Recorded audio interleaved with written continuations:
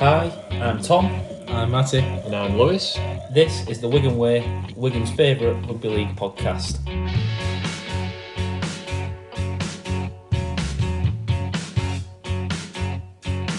He'll put you in his trap, 'cause he's a union man. He's got it all figured out.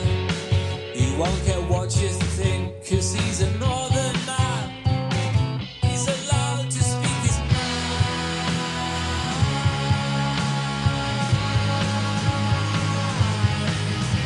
His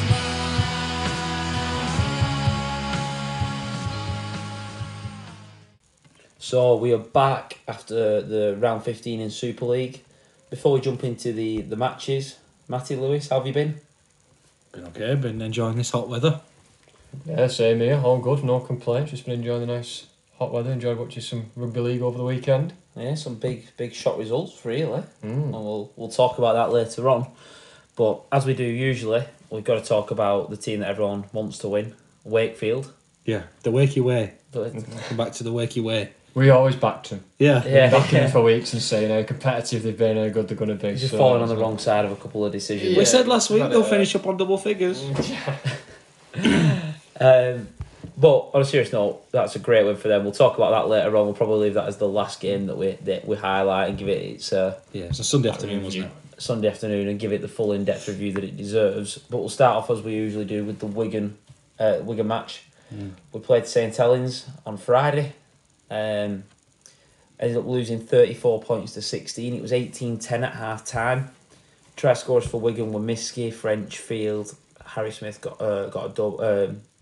2 goals. 2 out of 3 goals. The tries for Saints, there were 2 from Makinson, 2 from Wellesby, 2 from Parsi, 1 from Parsi and 1 from Batchelor, sorry. Makinson missing 1 goal out of the 6 attempts he had. A game of 2 real halves, I would put it. First half, we were a bit ill-disciplined, but we were matching them toe to toe. A couple of unlucky decisions and bad decisions, or whatever you want to call them, and Saints get an extra try. But that game could have very easily been even at half time. In the second half, they ran away with it, lads. I think we put too much into the first half. Exactly. By my review of it, I think, although it was only 18-10 on the scoreboard, you're thinking 8 points. I think it was 18-10 at half time. Yeah, it was 18-10 at half time. You think there's not much on the scoreboard. I was just shouting at the TV watching the game. Unfortunately, I couldn't get to the game live, so I was watching it on TV, and I was just shouting at the TV because every time we get a bit of ball, we coughed it up. I think there was a knock on. I don't really want to pick on it because I actually quite like this player. I just think he had a bit of a bad game on Friday. But Thornley drops the ball running into contact. We give the ball away there. Then there's 2 high tackles that give Saints repeat possession. There's an offside. That gives them, just kept on inviting them onto our line, and I think we did do well to defend parts of it. Other parts we didn't, and they ended up scoring. But then we went in and looked at the stats at half time. Our completion rate was down. We made a load more tackles than they did on our line scrambling, which is always the most tired bit. And I just thought, I think we've put way too much into that. I think we're sapped on energy. I don't think we've got the energy to go out in the second half and compete and turn this round. I think the first half lost us that game. I thought the exact same. I was at the game, texted my dad at half time saying we've put a lot into that first half. The moment I think about for this game is when we made Wormsley drop the ball off a kick-off. And it might have been after the try to make it 18-10, I'm not sure. But we put an almighty hit on Wormsley to make him drop the ball. And we put an awful lot into that tackle. We get the ball back and play 2 or play 3. We kick it out wide for Miskey. It just doesn't sit up. And Wellesby puts him in touch. If that ball sits up, Miskey's in for a try, like it did for Marshall last year in the cup final. Miskey's in for a try. We're going in 2 points down. As it happens, we try to go again with the high energy defence. They saw it, the set, kicked it long, whatever. All of a sudden, that momentum's gone. That energy you've put in, like you mentioned, Lewis, it's got to go somewhere. And when you've got some players on the bench who aren't doing a lot of minutes and who aren't very good defenders, especially when tired, that's going to really hurt. See, my major concern is the way and the times that we're attacking at. Our best result this year, arguably, was the Saints Good Friday win. and the Warrington win the week after, where we were missing players, we were missing our backs, missing our creative spine players. And we took them down the middle. And I hear it all the time at games and online after. Oh, we're just a team that wants to do 5 kicks and a drive. But I actually think that's when we look most effective, when we start. 5 kicks and a drive would have been impressive. Oh, you're funny, but you did botch that one. Oh, you know what I mean? 5 drives and a kick. We have to win that arm wrestle. I actually don't think we do 5 drives and a kick enough. Exactly. Coming off our own line we do, but I think in middle yardage we don't do it enough. We do play like east-west is what they always say. Yeah. We need to go north-south a bit more. And like the Miskey incident, it was the 3rd tackle. Spend some time on the line. I don't mind going for that Miskey try, because if it sits up, it's a try. I agree. But what I'm saying is we do that consistently. Making the big play on the 3rd tackle. And sometimes I'd just like us to be a little bit more conservative. And go, right, I'm going to wait a second roller on a short ball here. We'll swing it back the other way and we'll get a repeat set. Or we'll pin you in your own half.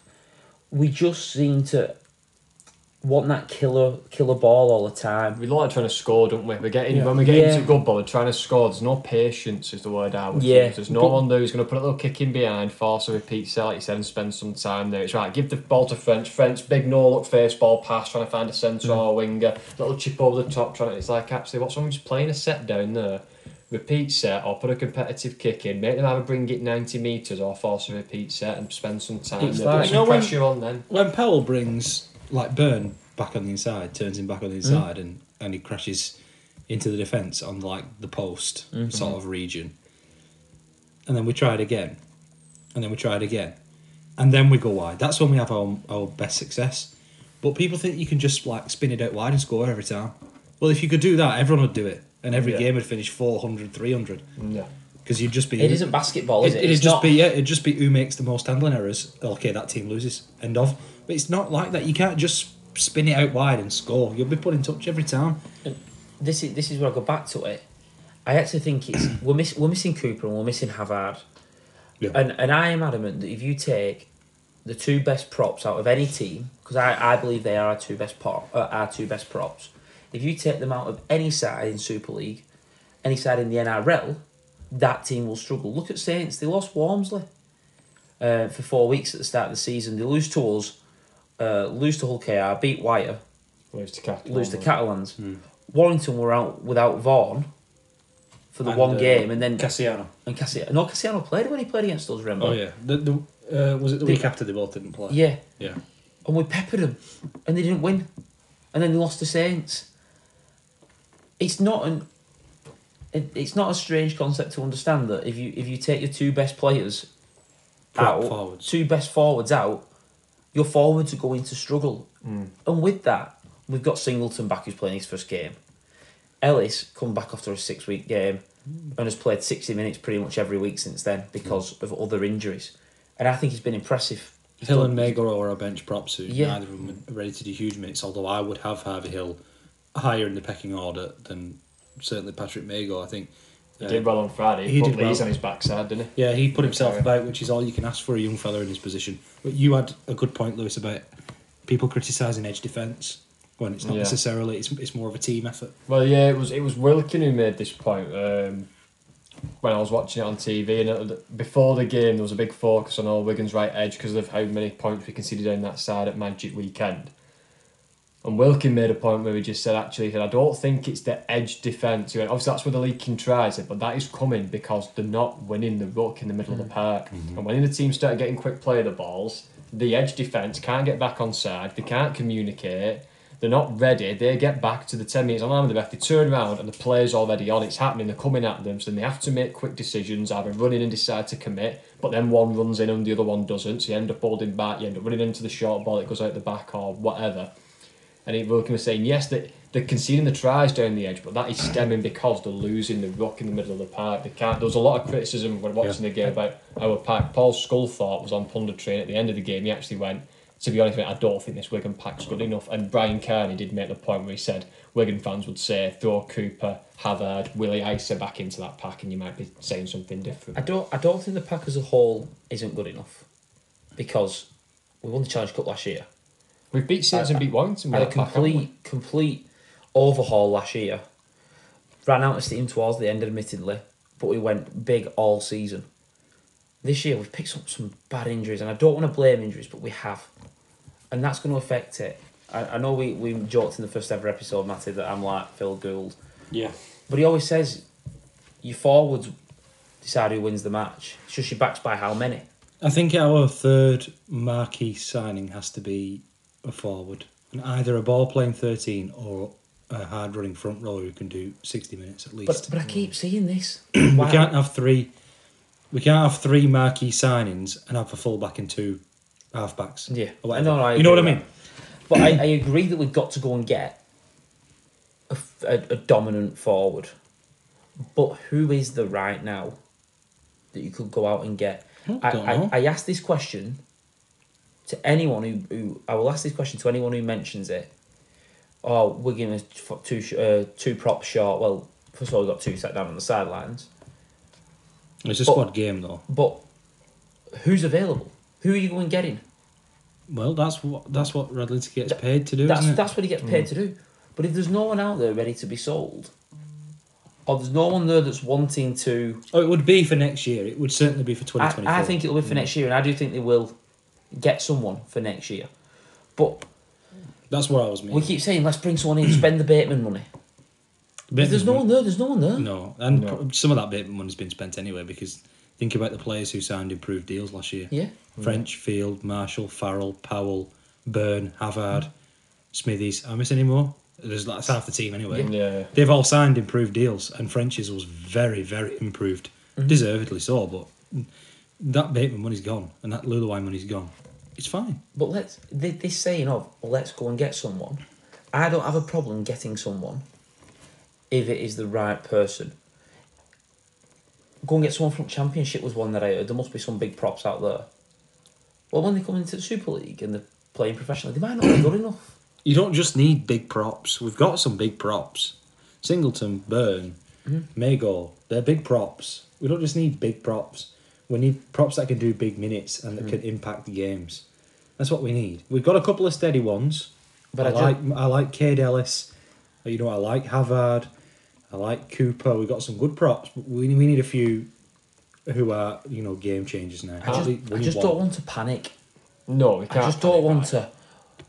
Oh, we're getting bullied by Walmsley, Lees, Knowles, Parsi, I don't think we're in a position to panic buy. who've gone out and bullied other teams all I season. don't think there's anybody available or for the right price, and I don't think we have the cash that we really want to spend on that. And I trust our board not to panic buy anyway, even if we were in a position. Even if Tyler Dupree was for sale, I don't think we'd buy him.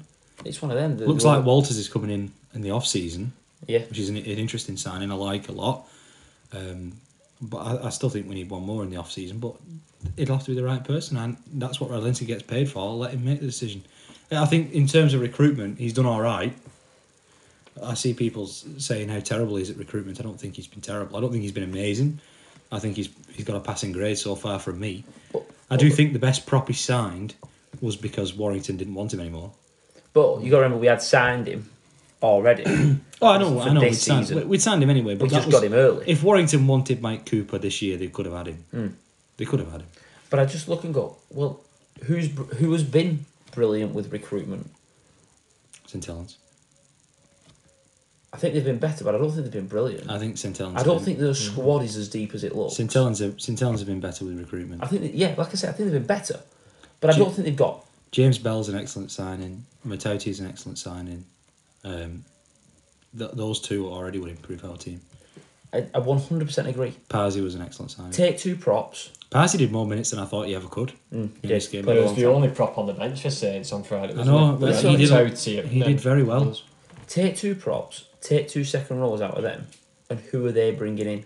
If Walmsley and Parsi, the two best props, get injured, or Walmsley and Lees, and Sirinen and... I'm trying to think who played... Did Metaltia start? Batchelor started. Batchelor started, or Metaltia. Well, take two of those three. Two of them three. Who comes in to replace them? You've got like Delaney who played against us on Sam Good Royal. Friday, wasn't it? And Sam all stuff Royal. like that, yeah. So I don't think their squad Well, it's not, but is as deep as ours. They might be lacking depth, yeah, but They the might be. 17 on. But I think the 17 is stronger. Matty Pete said at the end of the game, didn't he? He said when the bench started rolling, the bench was far superior. But again, you can see why, because Walmsley goes off, and you're probably thinking, oh, thank God Walmsley's off. But then Percy comes and he's going at you, and another one goes off, and you're thinking, oh, thank God he's gone off. Matauti. And then Matauti is rolling at you, and it seems like James Bell always seems to come on at the perfect moment. yeah, He it always never, seems to get never some- stops yeah, with he them. never They're stops. always It- punching us. I think that around the ruck they beat us in the second half. I think that was. I was just the one about thing to they did mention much that. We were a bit like I don't think they were holding down, but we didn't get many quick play the balls, and I don't think we were holding down. Although some of their fans said we were, they always do. They just lie. We weren't holding down because they had a lot of quick play the balls, and Roby carved us up as he has done in the past. And Roby, he's a class act. He knows when to run from dummy half and when not to. But I think one of the Parsi tries was certainly made by Roby capitalising on a quick play the ball, and one of the other tries was as well maybe one of Wellesby's. Yeah. yeah. And that's something I wanted to talk about. Sam Powell's not played. I would put myself up there as one of Sam Powell's biggest admirers. Sam Powell's super fan. He Yeah. is. He's a good. He's good. Because of the work that he doesn't. He's underrated because people say he doesn't run from 9, but he's Well- not a running 9. But you look at how many tackles he makes a Well, game, let me and just how he tell you the controls stats on and that. moves the pack around. People don't want Sam Powell to play because he isn't a running threat from 9. No, he's not. And We played- O'Neill's distribution is slightly better. I agree, and I agree Custy's slightly better. Cade Cust made 2 carries, made 90 metres of an average of 9.5. O'Neill made 1 carry for 4 metres. It's quite clearly not what they're in the team to do. Anybody saying drop Powell because he doesn't run enough from 9, well, you've had your wish now. These two have done it between them, and they've still not run from 9. So it's clearly not Powell Yeah. who's making that decision, is it? And I said this at the start of the season. If Sam Powell runs from 9, Harry Smith, Bevan French, Jai Fields don't get the ball in the hand as much. Yeah. And they are attacking threats. Clearly, it's our game plan not to have running from 9. But then let's look at the defensive work. There are which- successful teams that operate like that. It's not like you have to have someone running from. That's not a rule. But again, look at what Warrington have done. They had Darryl Clark, who was a really dangerous running 9 threat, and brought in George Williams, and Clark has had to change. He can't run as much Yeah. because George Williams is the man. But I want to look at the defensive side of the game. Cade Cust made 16 tackles and missed 3. Yeah. Brad O'Neill made 29 tackles and missed 5. Sam Powell does so much work defensively. And for a game like St Helens, where we know their pack is stronger and better, unless he's got a little bit of an injury because he wasn't at 18th man, I think that's a mistake by Pete. Yeah, not to play him. I think it was potentially an injury because I think if he wasn't playing, he would have been 18th man. I know Toby King was named as our 18th man. But Powell gives you more versatility. Yeah, but it seems strange putting a centre as 18th man. I think you get more versatility out of Powell.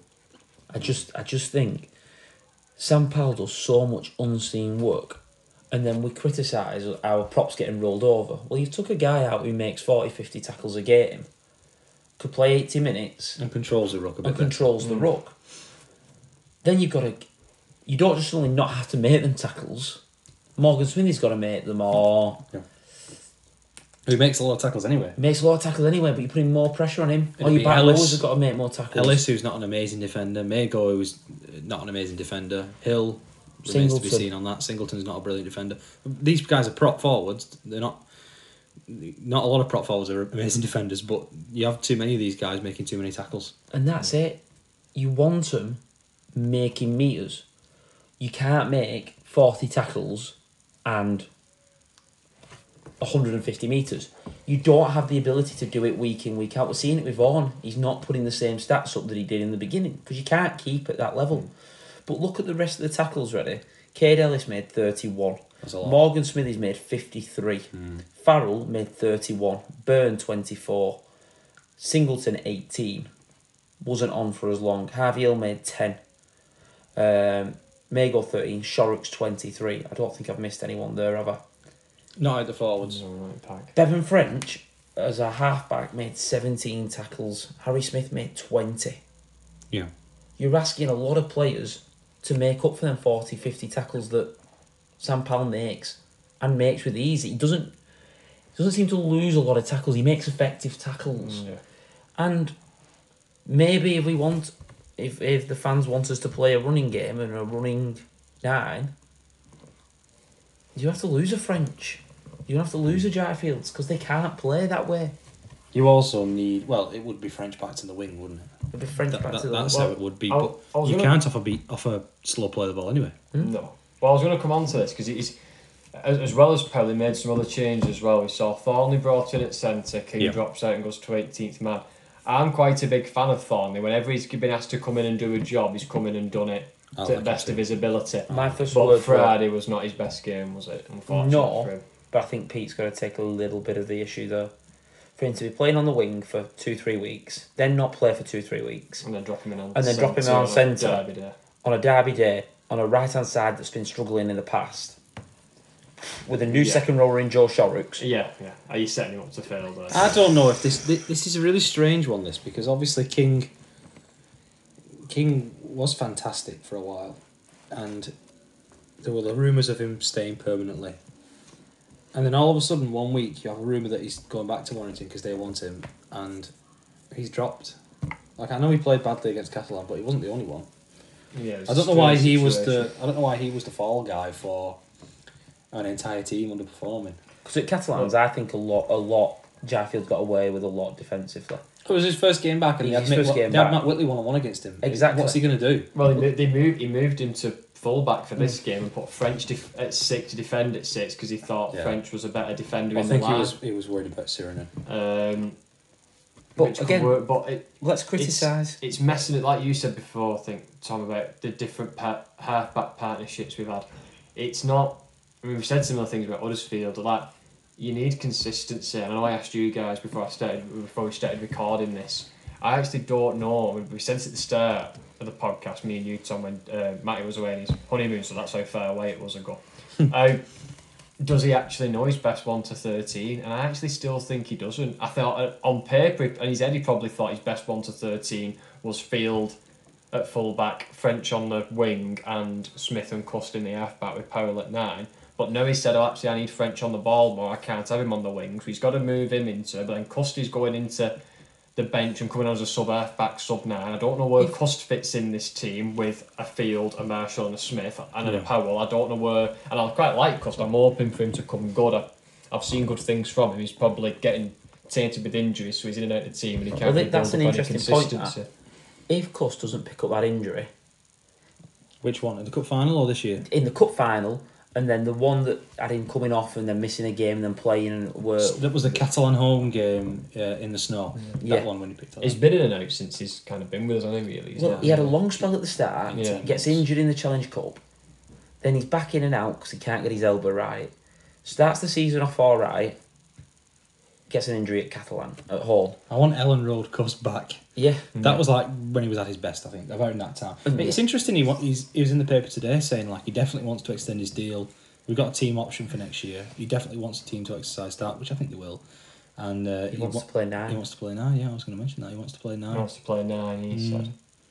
Now, whether that's just a case of the team wants me to play 9, so I'm going to say I want to play 9, or whether it's actually true because he did play a lot of 9 in the NRL. More 9 than he did scrum half. I mean, I tweeted last year, and I think I wrote into the Super League pod saying, Cade Cust is 23. He's played fewer games at the top level and at halfback than Harry Smith, and yet we're putting all this pressure on him just because he's Australian. We do put a lot of pressure on our Australian imports. We assume they're on big money. We don't know if they are or not. We assume they're on big money. This is a guy who played a bit of 9 and a bit of 6 for Manly as a backup, basically, to keep Basically, when Origin was on. when Origin was on and Foran and Cherry Evans were, or he was a backup hook or whatever.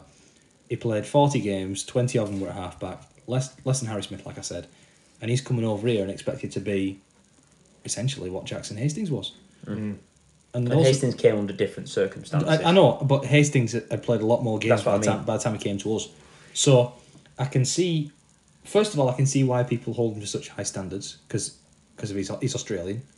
and because he's come from the NRL, and everyone who comes from the NRL is held to much higher standards, particularly half-backs. And there was a lot of people in the NRL. I think it was the Mole that said, "I can't believe Yeah. no one in the NRL has picked him up when there's a shortage of half-backs." There's a reason Manly have put first refusal Yeah. on him and said basically 2 or 3 years down the line they want him back. There's a reason Manly have done that. They're not idiots. They know there's a good player in there, and I think there is as well. It's just a case of Going back to your point, Lewis, about his best 13. What I was trying to get to was, I think he did know his best 13 when it was with Cust at half-back, French on the wing, Field at full-back. That injury happens, he has to make a couple of changes. Field goes in at half-back, French goes to full-back, Bisky comes in on the wing. Not got an issue with it. Then Cust comes backing out and can't get that fitness right and causes a few issues. So they trial him at 9 to try and get him back in the game. At the same time with that, not only do we lose Isa, we lose Pierce Paul. we lose Havard in the same week. Lose Havard in the same week. We've now had 3 different right second rowers. December, Smithies, Shorrocks. In the half, Harry Smith's had more. on top of the Cust injury, Fields then gets injured. So we have to bring That was in when it was looking Joe good as well Shorrocks. at Lee, wasn't it? Yeah. So he was looking unbelievable. Chasing Josh Charnley. Yeah. What a stupid idea. Well, you race against Josh Charnley. Well, then so just log it from this season. Harry Smith has had Cust, then Fields gets injured before we play St Helens, and they bring in Shorrocks to do a job. Yeah. They then stick with him a little bit until Ryan Hampshire's ready. Ryan Hampshire plays a couple of games. Cust comes back, did he play a game at 6? I think he came off the bench against Leeds At home, didn't he? and he did a bit, but Shorrock started. Yeah. So then Cust plays at 6. Yeah. That's 5 changes. From there, Fields has come back and gone back in at 6. And already French And then is we've now there. changed it again and put French there and dropped Fields back. That's 7 changes in no more than 10 weeks. Lee was round 7. Well, it took Henry the 8 years, didn't it? Have 6 changes. Yeah. 6 different partners. And then we criticise him. We said last week about partnerships and combinations and knowing where your man is. That's when we were talking about Origin. Yeah, knowing where your mate is without having to think. I can't imagine there being a better feeling as a half-back as you're running at the line and you're looking at your target defender and you know where your second rower is, you know where your winger is, you know where the centre is, without even looking, because you've just got it to a T. If they get 5 or 6 games completely the same and don't pick up another injury, partnerships will start to form, and I think that attacking free-flowing nuts. So would you keep it the same then for the cup this week and like moving on? Would you keep it? And obviously saying you'd bring Poland at 9 for O'Neill. So I'd would probably you, bring King back in as well. yeah, but for your spine of your team, would you be going Field at full back, 6 French, 7 Smith, Yes, I 9 would. Powell? Would that be your spine of your team moving forward? I know Matty is Bevan French's biggest fan. Yeah. My one thing that I think Field has over him at full back is I think he's got a better engine. I think he can just run and be absolutely everywhere all the time. I completely agree. A couple of times when French has been at full back, 70, 80 minutes. I've said this on the blowing. podcast. He's blowing. He's not And popping up where he should. how many times do you see an arm get free and you just go, if Fields is at full Fields back, there. he's there. Yeah, Fields there. Backing up. At 6, he's trapped on one side and he can't just pop up in the middle. French, I think he's our best attacking weapon. He's our best attacking 6 and he's our best attacking full back. It's the trade-off of what gets the best out of the team. Now, clearly, we thought it was Field at 6 and French at full back. Something changed in Matty Pete's opinion, and it might be something at training.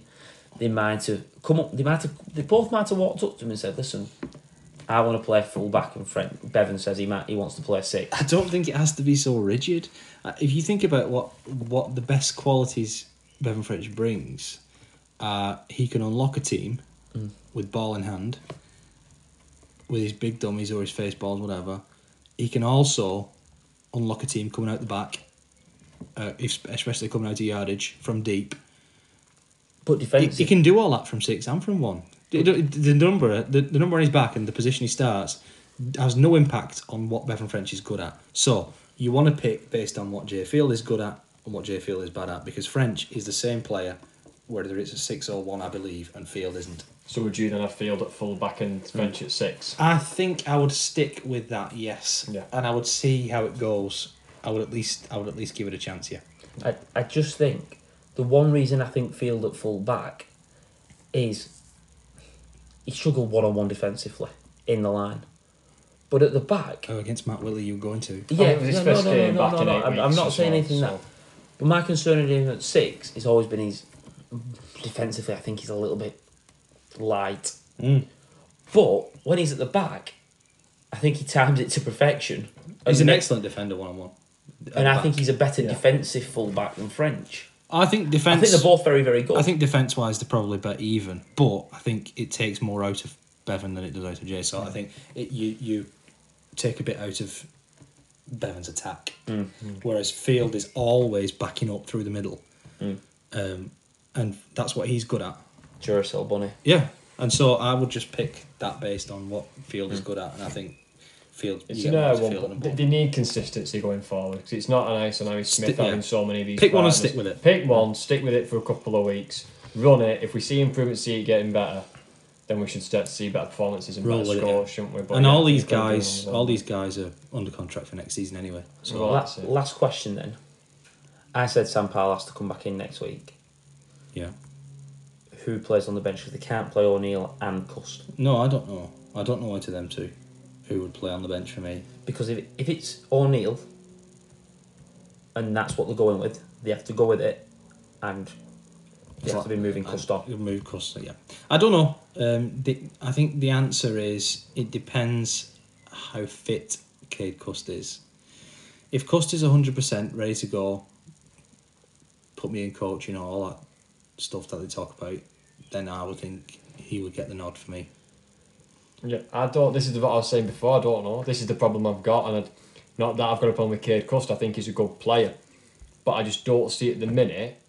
If French isn't playing on the wing and he's playing at 6 because you want him on the ball, then I do not understand where Cust fits in that team. I don't know where you can get him in It's a toss-up for me between Cust and O'Neill. on the bench. Yeah, It's On the bench. well, it could be even the other way around, and Cust starts at 9 and Powell on the bench just for a bit of for a dynamic start, and for Powell to do the middle time When we have to rotate our props, Yeah, when and we we have need to- some defensive when work in our there. when our props aren't on Yeah, I'm top not saying anyway. about which way they start, Yeah, but I just think at the moment I would lean to Cust because he is our Aussie import. there's not much in it though.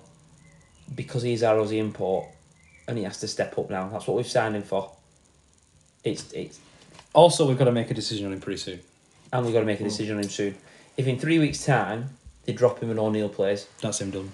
I can't see him getting a contract unless something drastically changes. It's a funny one, It's an interesting headache for. but Pete to I have. do believe, to go back to the starting question of this whole thing, if everyone's fit, I do think the only question is O'Neill Cust. I think the rest of it picks itself. I think there's a question to be made about if we're all fit. You're saying If we're all fit, and then it's Isa and Pierce Paul who starts at is second. Pierce Paul or Shorrocks, or it's It's who makes that bench spot. There's a couple of bench questions are we going to have 3 props on the bench or 2? That's a question for Matty P. That's not a question for us to fix on here. But there's a few questions. I know what you mean. But the biggest one will be Cust or O'Neill. That'll be the biggest question. I think his injury's been massive. While we mentioned it, Isa's. I see. Yeah. Well, there's The another good amount defender. of the hidden work when we played, Talk about that right hand side. An excellent defender. an excellent defender, but the work he did at Warrington away, where he absolutely peppered Cassiano, and all Shorrocks did was kept dropping him back on inside to Cassiano or That Maguire. effectively eliminated Cassiano from and games. Vaughan from the game. Didn't Vaughan play? I think he played. Yeah. You just didn't notice him because Isa kept running on top of him. No, I don't think he played. Did he not I get a don't ban? know. I don't I'm think- sure he got a ban, but because it was Maguire. No, Maguire started at prop, Oh yeah, Maguire started probably right. Yeah. but they effectively. took Either way, him we're away. missing him, aren't we? Do you know, We're we're missing missing him. him. We're missing, like you said, go back to what you said at the start before we wrap this section up. Yeah, it was a bad performance. We weren't happy, but like we said last week, sometimes you've got to calm down from the initial shock factor, look at it holistically. We are still missing injuries. Havard coming back will be a big boost for us. Rumoured for this week. That's what, yeah, the moving for this week. So hopefully if he's back in contention and he can get picked, that'll put us back in a place that we used to be in. We'll have some more. Perhaps we'll maybe able to get a stronger bench if he comes back, because then that means not screwed. So our bench suddenly then gets a little bit stronger. We get more impact off the bench, and We get minutes. we get minutes, and it changes, doesn't it? It can all change. Sometimes little things can change. Looking at it, in reality, it's a disappointing result. Bit of bad form, bit of a bad run. But we're still in the top 6. We've got players coming back. It's 1-1 versus Wigan Saints. They lost at our place when they were missing Walmsley. We've gone there missing a couple of props and lost. Mm-hmm. Both teams were disappointed. The immediate fan reaction was of the world's ending. But the world keeps turning, and I'm still backing us to sort it out and get it right. Well, we've got Warrington in the Cup, obviously Sunday, and then next week in the league is Lee, isn't it? No, it's Salford, Salford, is it? Yeah, we've got Salford, then Huddersfield, then Wakey. Wakey. Wakey away. Oh, right, and so I- we've got a couple then. 3 winnable games, yeah. And I think that'll be a good run to get some minutes back. Yeah. Oh, just look, Cassiano, Vaughan and Maguire all started against Wigan. Did they? I knew they did. It was Willie Iser and Shorrocks that peppered them. And Ellis. I just think get through this game. We might not get the result that we want. I still fancy us, if we play like we did in that first 40 minutes, I still fancy us to beat Warrington. And I'll spoil it. I'll spoil it now. I think we'll beat Warrington on Sunday. I really don't. I'm still No confident. one was waiting with bated breath to see who No, you no. picked to win. No.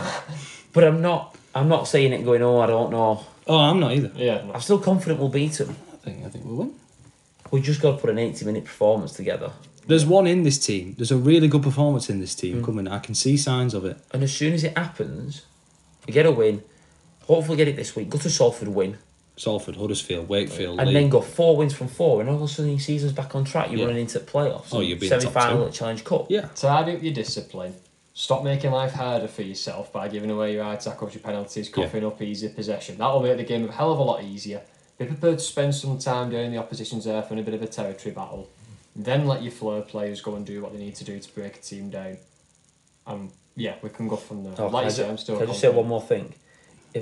All I keep hearing is Morgan Smithers gives more penalties away than anyone else. Well, he makes more tackles than anyone else. Statistically, he's nowhere. I've not heard anybody say this. Honestly, I've seen it 2 or 3 times. You make more tackles, you're going to give more penalties away statistically. I don't think he's an anomaly where he's making 10 more tackles and giving 10 more penalties away. Look, I just think we're struggling. The same players are having to play longer minutes and longer minutes. Oh, the whole team's giving too many penalties away. As That's a the team, when whole we're not team. together, when we're not at the races, you can tell because our discipline is off. And people will always be the first one to allude to that and say we weren't good, our discipline was off today. And that's what we need to tidy up, because if we can fix that, well then the game becomes a lot easier when you stop making it harder for yourself, obviously. At least we've not given a penalty away when we've had ball. I've got a red card when we've had the ball. Exactly. More on that So, later. so Yeah, more on that later. discipline is not too bad. Quotation marks. But right, that wraps up our Wigan Saints review. Not the result we were looking for, but We go again. We we seem go to again. speak more about it when we lose. Yeah, More to analyse. Yeah. yeah, where did it go That's wrong? it, that's it. When we win, it's just right, we celebrate. Good win, who Should we end played on a well, let's positive? move on. Feeling a positive. Well, you already said Ethan Hazard's back. Ethan Havard's back, but what a try from Field. That little chip over from Harry Smith to Field Yeah. on the It inside. was, yeah, I loved that. That was I the like that first try. time this season I've really seen Field put his foot down, and I thought that was him at full pace, lightning. Someone tweeted Field was miles offside. Yeah, he would. And he's because they just assumed he had to be because he got there so quick. He was actually 5 yards behind Smith. Yeah. I quite like that because I always worry when he's been injured that he's worried about his knee, because it was a bad knee injury. Was it an ACL? Well, that was last year's. This year's was more of a hamstring, A wasn't it? hamstring and whatever. I'm always a little bit concerned that he's Racing not got the Josh Chan. not got some confidence in it, but he looked like he had it because he put his foot down and he went for that. Yeah, he looked more like himself this Yeah. game. So that's a positive, I suppose. And his celebration where he just threw the ball into the crowd and then just did a bit of a spin. That was Yeah. weird. Or stop chucking bottles on the pitch as well. Yeah, You people in the crowd, stop chucking things. I just You're going to get us with no fans. I Stop chucking stuff. you can be as unhappy as you want about decisions or whatever, but no one deserves that. And the day that someone gets hit, you'll all come out and say it's disgusting people doing that. Don't do it. Don't be involved in it. because there's no positive to it, and We- the negative is if someone gets a serious injury. We sat here last Wednesday watching West Ham, thinking how bad that was that they'd thrown things at the player for Fiorentina, and then we went 2 days later to Wigan and had to to St Helens and had to stand in a Wigan end, where our own fans, so called, were throwing stuff at St Helens players. I know they're goading you. Tompkins used to do the same. Get over it. You know they've beaten us. No point chucking stuff. That's it for me. just There's no need to do it. Once Miskey scored his try, it was much better. Yeah. It was a much better away, and I said it reminded me more like the old Brigantes days when everyone was behind the team singing even though we'd lost. No more bottles to Choco, they'd all gone home. I don't know. I think they'd run out of air at that point. Probably gone home. Right. Stop chucking stuff. That's the moral of the story. Right. But yeah, have her back next week, and we'll be back to do the roundup of Super League. That was a smooth segue. Wasn't Nice, nice. Are you trying to steal my thank you? it? Sorry, go on, Jukesy. And see you in a minute.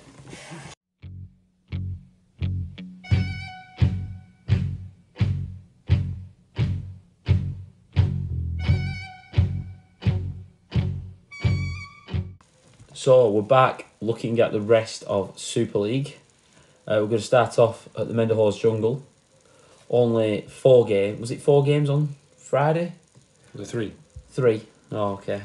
Let off then. Not too bad. Although you couldn't watch any of the others. Salford winning against the Castleford Tigers, 42-10. It was 24-10 at half time. Salford being really, really dominant in the second half.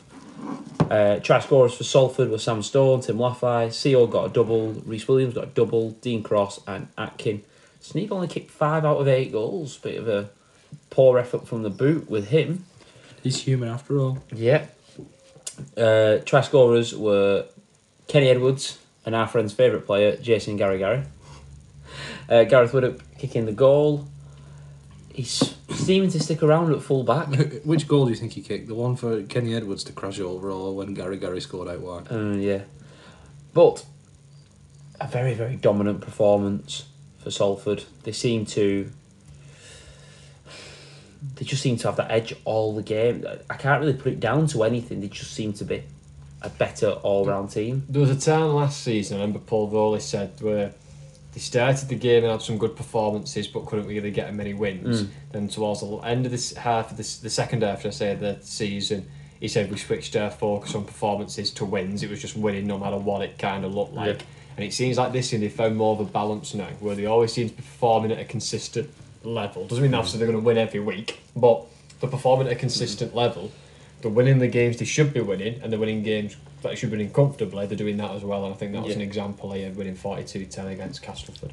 Just in case anyone was interested or you were going to shout at me, Gareth Widdop missed both those goals and kicked a penalty. So he missed Edwards and Gary's try conversions. Fair enough. I do think him to full back though is still a good move for Cass. I agree. I said that last week, and I do still think it is. Obviously, They've come against a red hot team this week. Yeah. They come against Salford on a high after beating Hull Care at Magic. Red hot. All the outside backs have done well for Salford. They're a good team. You just talk to them. They're a very good team. It's a poor performance, but they've got a win last week. They should be quite happy. They've obviously made a signing. I joked before about the big announcement that they had. They tweeted basically saying, of all Cass fans commenting saying, make a signing, sign some players, all this stuff, and then announced Riley Dean on loan. But he is a halfback. So that would suggest that Widdop is going to stay at full-back long term. Yeah, Broadbent is going to move out to the halves. Move out of the halves. Are you going to the centres, do you think? Probably, yeah, I think so. Yeah, I would suggest so. With Miller. Fanua and Turner are your centres if you're Castleford, and they're getting a bit longer than those two, aren't they? I like Broadbent. I think he's a good centre, so yeah. I think he'll be. I think he's a decent all-round player. He's good, that Broadbent. But they've just caught a Salford team who are flying at the moment. We praised them. Was it Pretty much every week. the last couple of weeks? Me in particular, I talked about how much pace they've got and their ability to score from absolutely anywhere. They have the ability to put so many points on teams so quickly that I don't think losing to Salford is any It's any indication. Yeah. It's nothing to be embarrassed of, Whether is you're it? going to stay up or not. Yeah. They're a very good team. Salford, like I said, they come off good form against OKR, so you would expect them to win. They have gone and done. For Cass, like you said, I don't think it's going to be a big thing of if that result's going to determine if they stay up or not. For Salford, I don't think that win's going to define anything. It was a game that they will win, be it professional performance, get the win, move on to next week or the next game. Speaking of teams in good form, another game on Friday night. Yeah.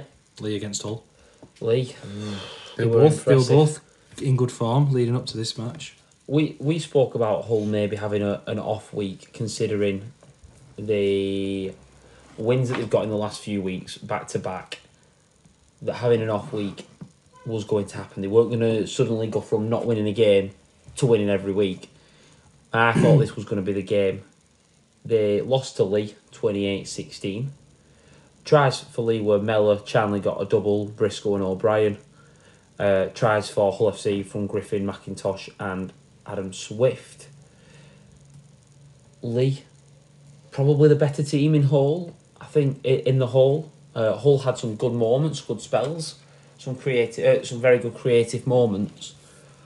But Lee are just so red hot at the moment. They're playing with a level of confidence, and the way that they move the ball is really, really impressive.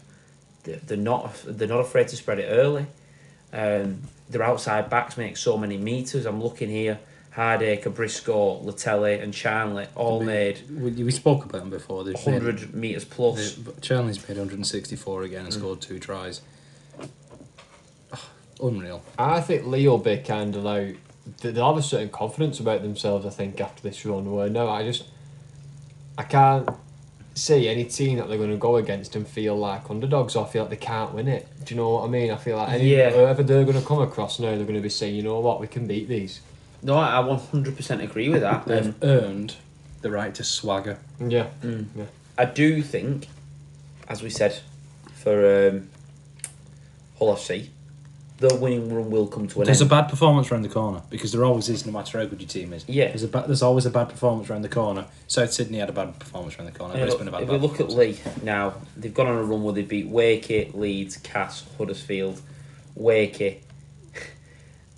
I don't believe this. Oh, Wakey win the cup. Sorry, I forgot about that one. Yeah. Wire, Wakey again, and Hull. So in them 8 games, they have beat Wakey 3 times. Yeah, well... They beat Cass. We've only beaten them once. Oh no, twice, haven't we? We've beaten them twice. We beat Wakey twice. But they haven't played Wigan Saints, Catalans in that run. They have played Warrington, a very, very good team. Yeah. But now I would Not be looking played, at I would be looking at them teams, Catalan. Leeds, Huddersfield, Wakey, Cass, and I think Hull. And I think they're a better team than them, and I think they've gone into them games as favourites. There was only the Wire game that I was a bit 50-50 about, so they should be really happy. But I think even those big ones you've mentioned, I know you're saying they've not played a Catalan, a Wigan, a Warrington, a Saints. But I think even when those games are going to start coming up now, I think after this run, they will be confident. They will back themselves 100% and say that when, again, like that kind of what you just said there, we're not underdogs here. This is an evenly matched game. Yeah. Or even going in as slight favourites, maybe. I think they'll have a confidence about themselves. I And rightly definitely so, agree. because like Matty said there, they've earned it. Definitely agree, but I just think if they can go 2-3 wins against them, they are going to have a loss at some point. Yeah. It is undeniable, and it's how they deal with that. If they can lose one, win the week after, that's a brilliant sign. If it They've got to go to the South of France next game. I know there's the cup in between. so you fancy Catalans in Catalans. Those two teams have Lewis. won I all lost. definitely would fancy And who did they Catalans play the and week Catalans. after that? They've both those teams have won the last 5, and then it's Hull KR at home on Sky, That's going to be a tough game. and then it's us, isn't it? No, they'll have us for a while, I don't think. Well, when are we on TV against them? Oh, it's Us. Cass, and then it's us. Yeah. So there is potential for a bit of a poor run there after the cup. If they can lose one and bounce back the week after, I think that'll be massive. What they just can't do is afford one loss to turn into 3 or 4 and lead to a bit of a spiral, if that makes sense. But, as we said, Hull FC played well in parts, not enough to beat Lee. Hull FC, like you've just said there, Dukesy, about Lee, Hull FC have to just do exactly what you've just said, make sure they can bounce back after a loss and not go and make this a turning point where they lose a couple of games back to back. Yeah, well, they can bounce back and get to winning ways quite quickly. then that loss to Lee won't be such a big deal. It's quite tough for Hull next. They've got Saints in the Cup, and then they've got Saints, Catalans, and KR Yeah. in the next 4 games. So Very tough. Although if they win those 4 games, Tony Smith will be immortalised in bronze. yeah, outside the stadium. 100%. But there is chance there that they could go a spell now without winning. Yeah. But if you took them 4 games anywhere in the season, you would possibly expect not to win. Yeah, those are 4 tough games. Yeah. Because you can lose to them at any point in the season. So I just think, again, taking that with a pinch of salt, they might go through a bit of a bad run now. But the leaps that Hull FC have made have been very, very impressive, and Tony Smith's done a lot of right there. Yeah. Right, move on to Saturday. Warrington coming out winners 30 points to 26 against Huddersfield. Yeah. Good game, this. A game that we all backed Warrington quite considerably. I think we were quite confident in backing Warrington. Ended up being a lot closer, and it was only by the fact that Ratchford kicked 5 from 5, where Oliver Russell only kicked 3 from 5. Because they both scored 5 tries. 5 tries apiece. Warrington's tries were Dufty, Walker, Cassiano, Williams and Thewlis. Yeah.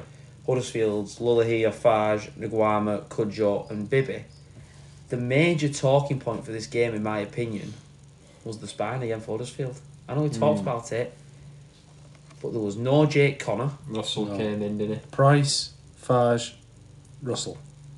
Tuilula here on the bench. And Lola here on the bench. Jake Bib, I'm pretty certain, because it doesn't say it on the Super League website, as obviously it never says anything on the Super League website. Will Price hasn't even got a picture. But if I remember right, Jake Connor was named as 18th man, meaning that he was fit. So he's not been picked. That was a bold call from Watson, and I think he needed it. Whether these comments last week about players definitely getting dropped because they've not been performing. Yeah, Jake Connor was the 18th man. You can see if you go on player stats, obviously he hasn't got any. But the 18th man never has any. Unless they come on, obviously. So I just think he's called a few people out. Dropped Connor. Lola has been dropped to the bench. And I think he's got a big response from some of his players. Getting 26 points. I know they conceded 30, but they were actually in this game and they were showing some fight. They competed, didn't they? Yeah. They competed, which is what... There were a few Yeah. bouncing the balls away. They were. There were some things they want to tidy up. I know Thewlis went, was it 80, 90 metres, just put a step on, went straight through the line, no one caught him, he went and scored. But bit of poor defence, but combined with some brilliant work off Thewlis, you have to give him some credit. He's good at that. But yeah, I think definitely, like you're saying, the more positive to take out compared to previous weeks. So he'll be happy. But again, they've got to build on that now. I am going to hold back on judgment on this because I don't want this to just be a blip in the ocean and go back to what they did, where they weren't Huddersfield playing. Because they could very easily go back to how they've played over the last 3 or 4 weeks. They've got to follow this up now with another good performance. Yeah, they've got to build on this. Yeah. Strange one, me, and I've noticed this a bit from Daryl Powell. He goes very, very big early, and then his bench leaves me asking a few questions. So he started with Dudson, Walker, Vaughan as the front 3, Curry, Harrison, and Cassiano. Cassiano at loose is the Loose. His bench, Joe Bullock, yeah. the young lad Lucas Green. Yeah. Are you on the Super League website? Joe Bullock in his Wigan shirt. Yeah. But Matty Russell and Darryl Clark, we talked about not understanding Toby King as 18th man, a centre. I do not understand the point of picking a winger on the bench. Unless you're going to go for some fabulous spine change like Wigan were doing where French was going to full back, I could possibly see you carrying one then, but I still wouldn't think it's right. Wouldn't put Miski on the bench. Yeah. You wouldn't do that, would you? Yeah, it's a strange one, that one. Because I can't see. Again, I asked that question: how are you going to get these players into the game? I can't see how you get Matty Russell into that game. Did he come on? Do we know? I think he did come on for a spell, but I don't think he came on for... Did he swap winger for winger? I'll find out. I don't think he came on for a long time because... I'll scroll down until I can see his picture. Actually, no. They said no. They said he did nothing. So whether he came on for maybe a couple of minutes, but carrying a player on the bench like that isn't going to be a long-term Seems like solution. a bit of a waste, doesn't it? No, I don't think he came on at all. Which seems quite strange. It does seem strange, that one. But they got the win. Yeah. Few big things to mention. Huddersfield looking far better, but not quite there yet, and they've got to do it over a long period of time. Bibby getting a try, the ex-Wiganer. I just think it was a game that both teams needed. Warrington needed a win. George Williams is an ex-Wiganer as well. Yeah, he's getting tries and tries assists every week. I just think if you actually ask both teams, they'll be happy with that result if you'd asked them before the game. Warrington fans, they get a win. Not the most convincing, but get a win and get away. Huddersfield putting in a good performance. Yeah. I know they've not got the result, but they're putting in a good performance. Yeah, which they, like we said before, that's they need to build on now and go for that. And hopefully, good performances will turn into wins. Momentum will shift. Things will start looking a bit better, and they can kick on from there. Now, we're going to go over to the south of France. 38 points to 4. Catalans win. Yeah. This was what it was like to be a Hull KR fan. Jordan Abdul was back. Yeah. Finally. And now he's out for 4 months. I think it's only 3 months. I saw 4 on some Hull KR fans tweet there, but they might have been sensationalising it. Yeah, the last thing I saw was that he was out Was it for 12 weeks? for at least 12 weeks. So At it's least definitely 12. 3 months. It's a huge chunk of the rest of the season, isn't it? Yeah. But this game was 38-0. Corey Hall scored at the end with a very, very good try. Very nice try. But try scorers for... I don't know why I did a big but then, as if like I was going to come up with something. Whatever, I was going to go through the try scorers. Arthur Morg, Tom Johnston, McMeekin, Matt Whitley gets 2. Tyrone May gets a try. Yeah, that was a good Morg try. kicked 6 goals. And then they let Kieran take the penalty goal from the halfway line. Yeah, because it's a par 3 for Artem Hawk to get there from the halfway line, isn't it? Big on his 8-iron out. It was a really good kick. I love them, mate. I don't know why I love kicks from halfway line. When teams go out on the full from the kick-off, Pat Richards used to do it sometimes, and you go for goal.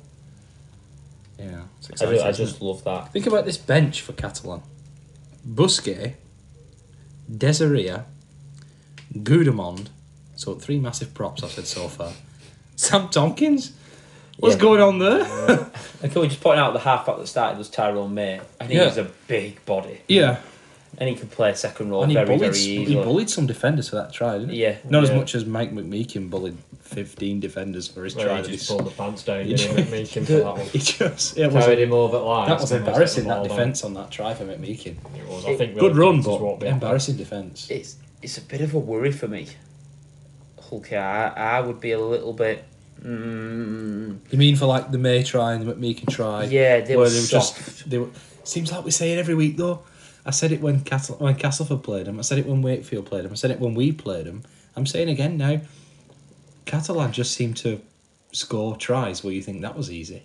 Maybe it's a Catalan thing. Maybe it's not. The common denominator here is them, isn't it? Yeah, I can't Maybe they remember. just run harder than everybody else. There was a try that they scored where they put a little kick in behind. Or Mitch Pearce put a Mitch kick in. Pearce put a kick in behind. And I think it was the winger coming across. And he ends up going down holding I think he's holding his arm injured. Yeah, that's that. That was Sam Wood. He's out for 3 or 4 months as well. But he never seemed to just throw himself at the ball.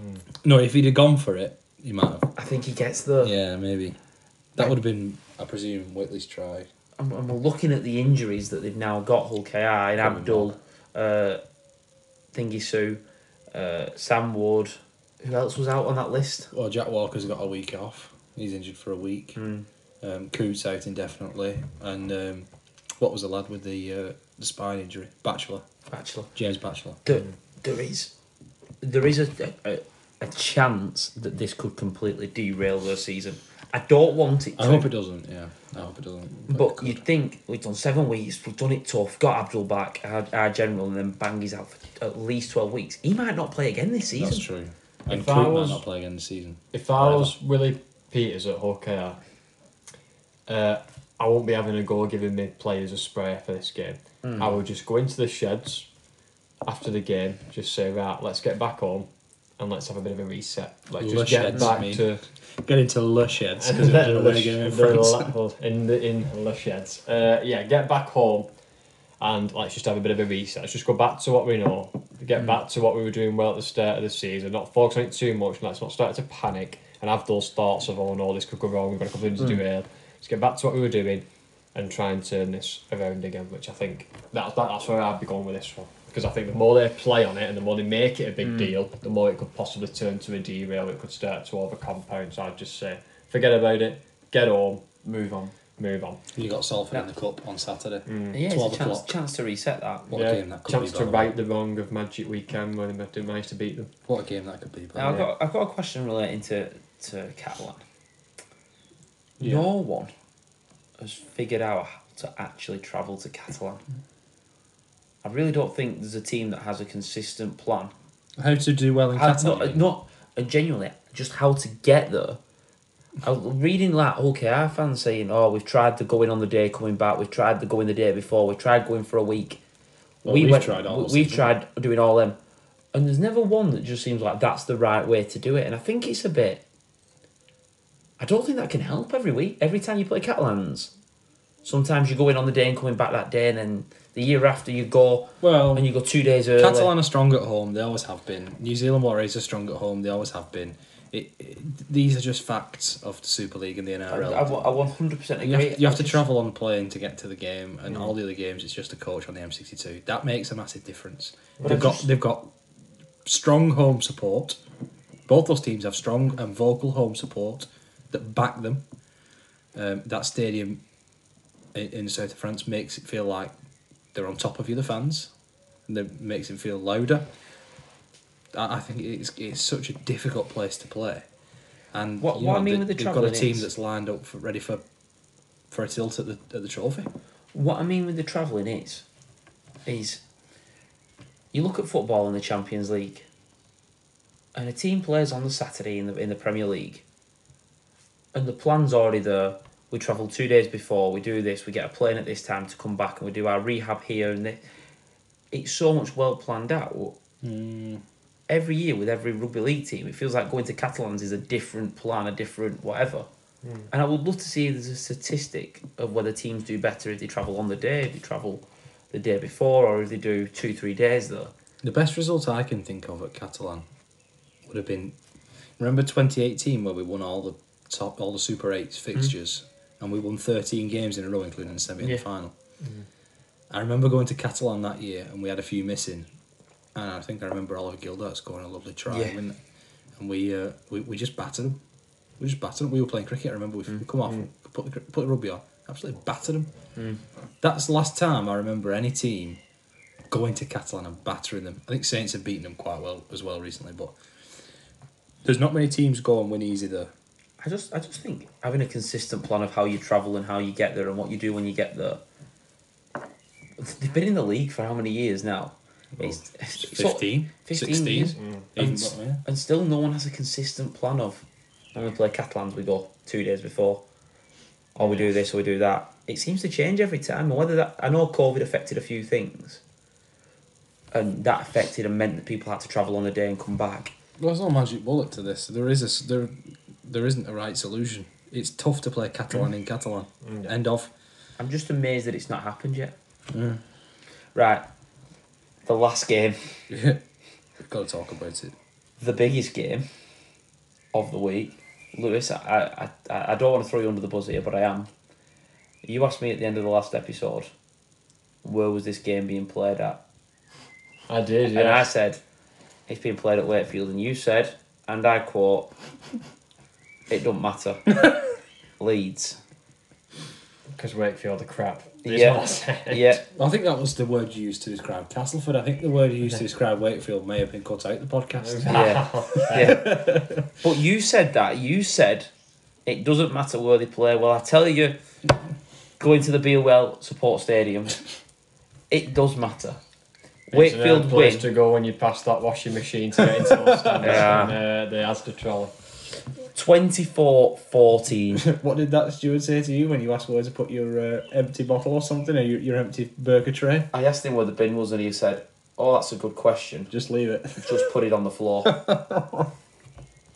And I thought he was joking, but he was being serious, and I had to walk pretty much all the way around the stadium to find a bin. Okay. Well, this is not a Be Well Support Stadium bash. We'll It's save not. that for when we go and play there. Yeah. How good? On a serious note, how good does the new stand look? Oh, it looks Yeah. And the good. pitch looks really good. I can't wait to go there in 3 or 4 weeks and see what it's like. All these championship teams will be licking the lips next year. Yeah. Cass will be looking back over the shoulders now. Let's go on to the game. Let's give Wakefield some credit. They've got the first win of the season. 24 16th 14. game, Yeah. and they've got the win. 24 points to 14. It was 10-10 at half time. The moment that everyone has talked about is the sending off. The spear tackle with the ball. I don't think I've ever seen that. Hugo Salabio, okay, he's on trial. He's not even a contracted player. He's on trial. The Catalan have just let him go. I'd sign him. He's got his chance. He's got the ball. Richie Myler's come to tackle him, and he's just said, "Oh, forget this."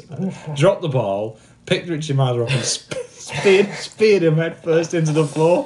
What a ridiculous event to happen on a rugby pitch! It's just beggars belief, doesn't it? And then it was weird. There was people on the Twitter sphere saying, "Oh, it's Richie Myler and he's took a dive because he didn't have the ball and whatever." It's like the Undertaker And no one- tombstone pile driver. No one knew what was going on.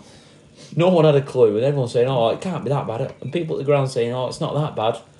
And then we saw a replay of it, and I just went, "Have I just seen that?" I remember I tapped my dad on the shoulder and went, "I've never seen this before. Ridiculous. I've never seen this happen." Absolutely ridiculous. So that was in the 44th minute at 10-10. Yeah, So down to 12 men. for most They of the actually game- won the most of second half. Yeah, They actually won the second half 14 points to 4. yeah. Let's go through the try scorers though, because they deserve it. Morgan Smith, Matty Ashurst, Romain Franco, Jack Croft, Yeah, not big names, not like the big names you would expect Yeah. for Wakefield to have done well. Will Dagger, kicking all 4 goals. Yeah. Try scorers for Leeds, Blake Austin, Leon Ruan and Cam Smith. Reece Martin kicking 1 goal. I just was amazed. It was really, really good to see Wakefield win, how much it meant to them. We watched the highlights. Celebrating. It's the scenes at the end, the big relief. The fans actually had something to celebrate this season. The players look like the weight of the world had come off the shoulders when the full-time whistle went. I'm sure So it's Applegarth nice will have to been see. thinking the same, wouldn't they? Yeah. Like, oh, the weight's been lifted. Yeah. I've got that win. I've broken the duck. Now, I'm just looking. David Fafita, he's come back. I think it's fair to say he's past his best. I know what you're going to say. But You're going to talk he- about his run meters. no, not really, no. 144. He made a lot of meters. on 14 carries. But I think the big thing more than anything is his leadership. Oh yeah, Yeah. massive, He's massive. took pressure off Kevin Proctor, and Proctor had his best game in a long time. Yeah, He's took pressure off the other guys. From what I've heard from a few Wakefield fans, you can see him driving the standards in the club and driving what's right and wrong and being a real leader on the pitch. Probably what they wanted from Luke Gale, but they've not got. we've talked about Luke Gale enough. But until he plays, I think we're just going to park the discussion Yeah. on Luke Gale. Yeah.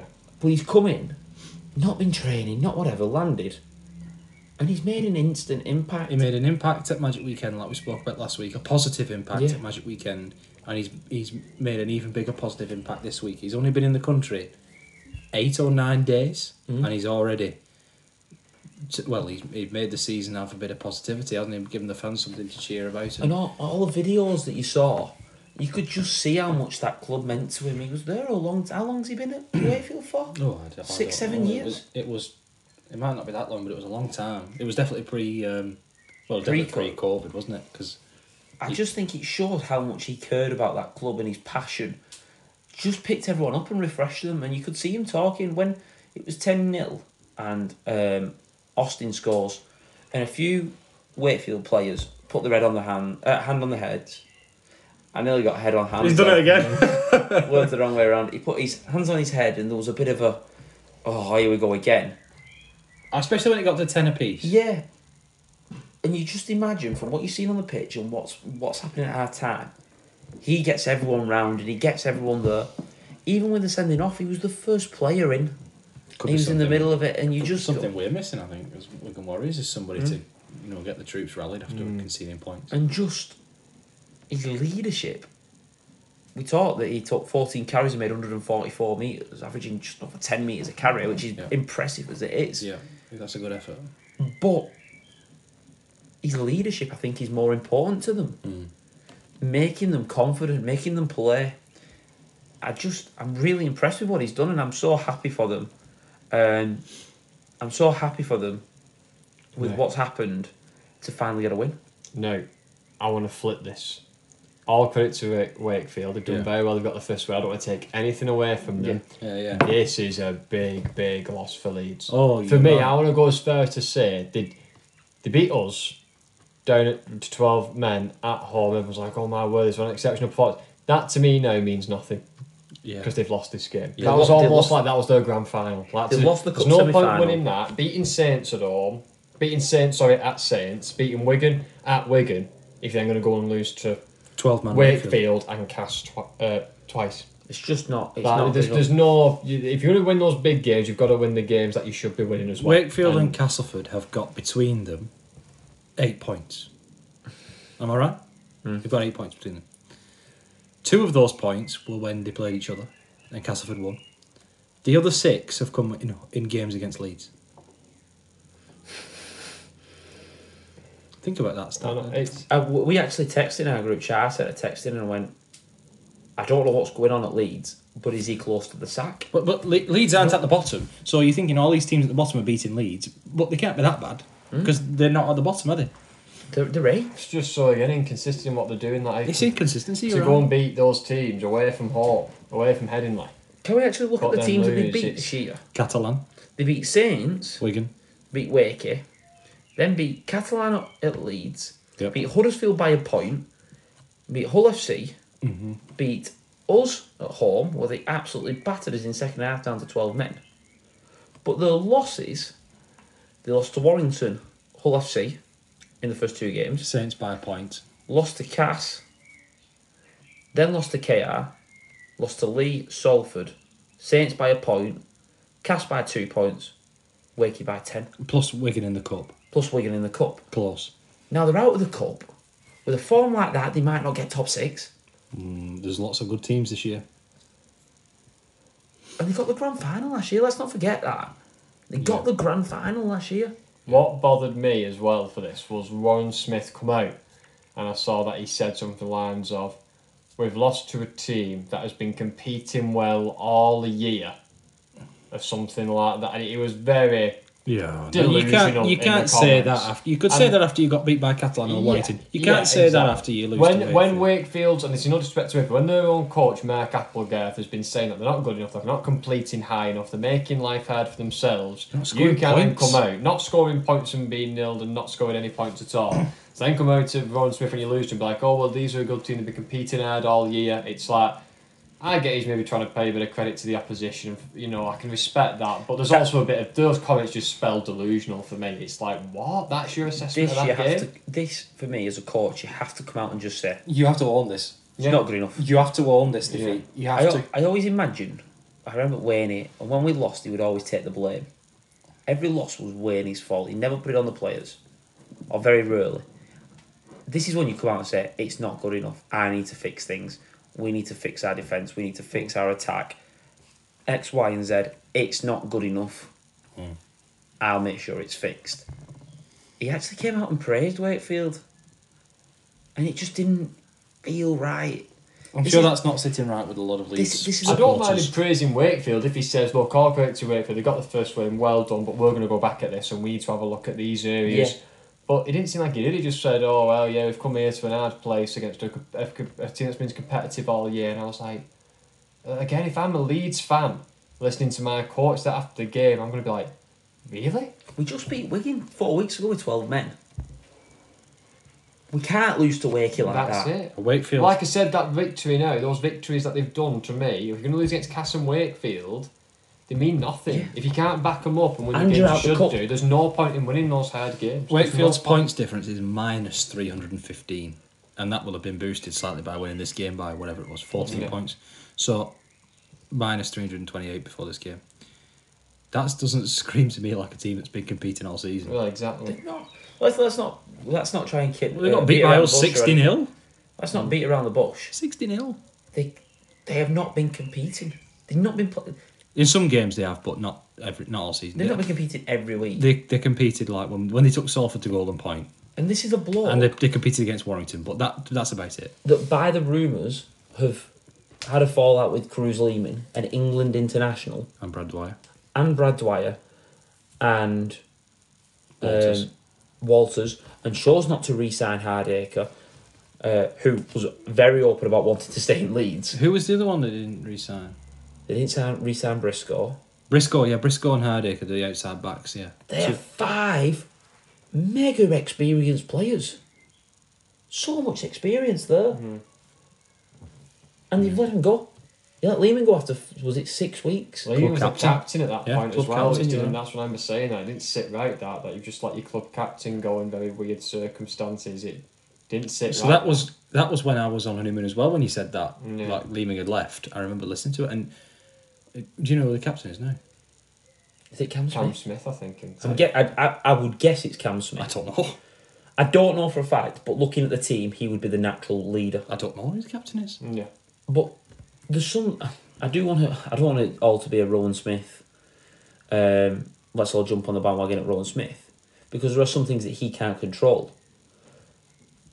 The Wakefield winger, I can't remember who played on the right wing, out jumping the Leeds men, is them wanting it more. Blake Austin going through the line, going to round the full back Just and dropped dropping it, the didn't he? ball Just with not a spilled his person around him, with not a person within 5 metres. He didn't do that. Leeds Rhinos do not have a captain. Do not have a They captain. haven't had one all year. Wow. 7th of Feb, Rowan Smith has settled on his skipper dilemma for 2023. They're going to go without a captain. When have you ever heard a team go without a captain? I remember Wigan having that leadership squad. Yeah, but there was a But leadership group. There was still a captain. It was Lockers and 3 or 4 others. This just doesn't sit right. When have you ever seen a ship with no captain? There's going to be a leadership group that form in terms of, even if Cam Smith is I think he's the one. 'Cause I just remember. I think I can remember when referees call captains in. I think it's Cam Smith Yeah. who normally walks over. Yeah, that makes sense. But obviously Richie Marlowe will be somewhat of a leader in that squad for them. Blake Austin will be somewhat of a Caesar. leader in that squad for them, and Caesar. But yeah, it just, that whole thing with Cruz leaving just seemed very strange to me. And like the Reece Martin should be the captain. Reece Martin would Let's be be a honest. leadership Reece Martin's the role obvious choice. in that squad. But yeah, there's just things like sitting right with Leeds, and they're winning The last games 7 and then they're games. losing them. And The last 7 games, they got 1 win, and that was us in the league. When the tournament. We went to the Challenge Cup, and I can't believe how flat Headingley fell Yeah. in the last 16. You look at who they've got now. These next... I'm looking at their running now. They've got Huddersfield at Headingley, Warrington away, Salford away, Hull KR, Saints, Lee, Warrington. Well, they've got a week off I was because going to say they're not in the cup, but then they have to beat Huddersfield. And they have to beat Huddersfield. We'll talk about it next week, but they have to beat Huddersfield then after that. But week you're off. Huddersfield who are looking for some form. Well, Huddersfield got a week off as well because they got beat by Salford in the cup. But you would want, if you're Huddersfield, who do you want to play? Leeds, I want to play Leeds after that. Leeds or Castleford, yeah. Because Leeds might bounce back. But if they don't, they'll be absolutely demoralised. They can't. That could go 2 ways. Then they play Warrington. You can't see them beating Warrington. Salford. Hull KR might be thinking this is a point for us to get back on the winning If they don't road. beat Huddersfield, they might conceivably not win till September. Is that what you're telling me? Pretty much. The end of August, they play Huddersfield at Huddersfield. So for the rest of June, July, August, When did they play us again? the Must be next right at the set of end. games, the next 10 games are Huddersfield, Warrington, Salford, KR, Saints, Lee, Warrington, Huddersfield. Then it's Hull FC, Wigan, Catalan. And then with Cass. The next 12 games, the only games that you think they should be favourite for is Cass, the last game of the season, And the 2 games. really lost 2 twice. Huddersfield, and probably Hull. They'll probably be level pegging. Yeah. So if you're going off the league table, Can't see now- him beating Catalan. This is if you're going off the league table now. Yeah, can't see him beating Catalan. Warrington twice, Saints, they'll all fancy him. Now, I know there'll be a Challenge Cup final in there, and one of them, they might fall lucky in the draw, whatever. But are they going to get 10 wins out of them next 12 games? I can't see it. I don't think they're going to get 6. They're going to need at least 6 wins out of those 12 games. At least. They're already 6 points behind us in 6. They're well behind the 8 ball here. Actually, I didn't realise how bad that was for them. I think they need to win 8. They're really behind the If 8 they don't ball. get 8 wins out of 12, they are in serious trouble Of not making it. Well, yeah. Yeah. of not making the top 6. Yeah. And I just can't see where it goes. Ron Smith, the things that I'm hearing in the about the changing rooms and the culture don't sit right with me at all. And I couldn't put anything on it, but something doesn't feel right at Leeds. Whether that's above Smith, and maybe some Leeds fans could tell us, is it out of his control? Is it the things above him? Is it the owners? Is it the board? I don't know. Leeds should be up there. The history, the area that they're in, the ground, everything about Leeds tells you that they should be successful. The success they had last year. Yeah. And this is just really poor. There's no other words to describe it. But in fact, let's finish on a positive. Another one. Wakefield, they've got to win. They have Well done, first win, Wakefield. big Well win, done, like Applegarth. Yeah. Luke Gale. Oh, every single Assistant coach, Luke Gale. I tell you what, if I was Mark Applegarth, I hope he walked into the changing rooms and said, "Don't come in on Monday. Go out and celebrate tonight." Yeah. Because that just might be a relaxing. Get it off your back. Oh, yeah. You've not got a cup game this week, so you're going to have time to prep anyway. Give him 2 days off. Go and relax. In fact, Leeds had a few days off, didn't they? Because a few of them got in trouble. One of the Leeds players went abroad. Well, no. Blake Austin got... They all went to Blake Austin. That was somebody else who was abroad. I mean, somebody actually did go abroad. Oh, did... Yeah, Blake Austin pretended he was abroad because he was on a train to Liverpool to get surgery and it was sunny. So he posted a picture of his coffee and said he was in Malaga or something like that. Yeah, Benidorm. And everyone said, "Oh, how can you be there?" That's what I mean, though. They're jumping on his back. They don't even know where he is. He's like, "I'm not. I'm going to Liverpool for surgery." It's just such a strange... Surprised I didn't bump into him. Yeah. Such a strange setup. And then there's the talks that they're going to bring Luke Brooks in. That's a big rumour that keeps getting floated round, and Luke Brooks, the $1 Million Man. they're linked with every man and his dog at the moment. Matt Lodge. Matt Lodge are linked with him. Matt Lodge's dog. He's getting paid 300 grand. Yeah. But Rufus Lodge. moral support is what he's listed as. Moral support dog. I just don't see what they're going to do to fix this. Because I think we've been saying it for the last 3 or 4 years. They need a reshuffle in the entire squad. Well, that's what they had. They had one. I know. But I'm sat looking at it and going again. Some positive news for them. They've Ash Hanley signed for a 3-year deal. Yeah, very Yeah, important. yeah. Ash Handley is a one. Well, he's going to be a one-club man, isn't it? He said, and Ben Curry said the same as well today. I think this, for Ash Handley, it's a good deal. For Leeds, it's an amazing deal, and for their supporters, they must be pleased. What do you think his best position is? On the wing. Wingard. Because they keep trialling him at full back. Yeah, I think they're trialling him at full-back because they need a full-back. I think... Think they're moving Mile up into half-back, Yeah. so he's leaving a spot open that hands. It's a bit of a knock-on I do effect. think he's a winger. I think he can play full-back, but I think he's best as a winger. Yeah. Right, that wraps up Super League and all the games that have happened. Some real shot results, some big wins. But we go again next week with Super League. Super League's in such a good place right now, isn't it? Yeah. There's still 10 teams that could win it. Yeah. They're so congested. There's Anyone no has team, a run. There's no team running away with it now. Wakefield have got to win. There's no team rooted at the bottom. There could still be a relegation fight. It's just How good would that be if Wakefield win again in 2 weeks' time? what a year this is for Super League so far. What a competition we've Saying got. it all the time, haven't we, 30 weeks in the podcast, it's been just so much more competition in that league now. The quality's anyone can gone beat up. anyone. The quality's really good. It's not like 2 bad It's teams good. Yep. every week. The quality's gone up as well. I think there's really been a significant increase in the quality levels, in the skill levels, in the competitive nature of the Super League this year, and I'm pleased for it. Yeah, Yeah. it's good. Let's get it on So- more TV screens. That's Yeah. it. It's a good product. So, thank you very much for listening. We'll be back quickly with the NRL and our Origin preview. Thank you.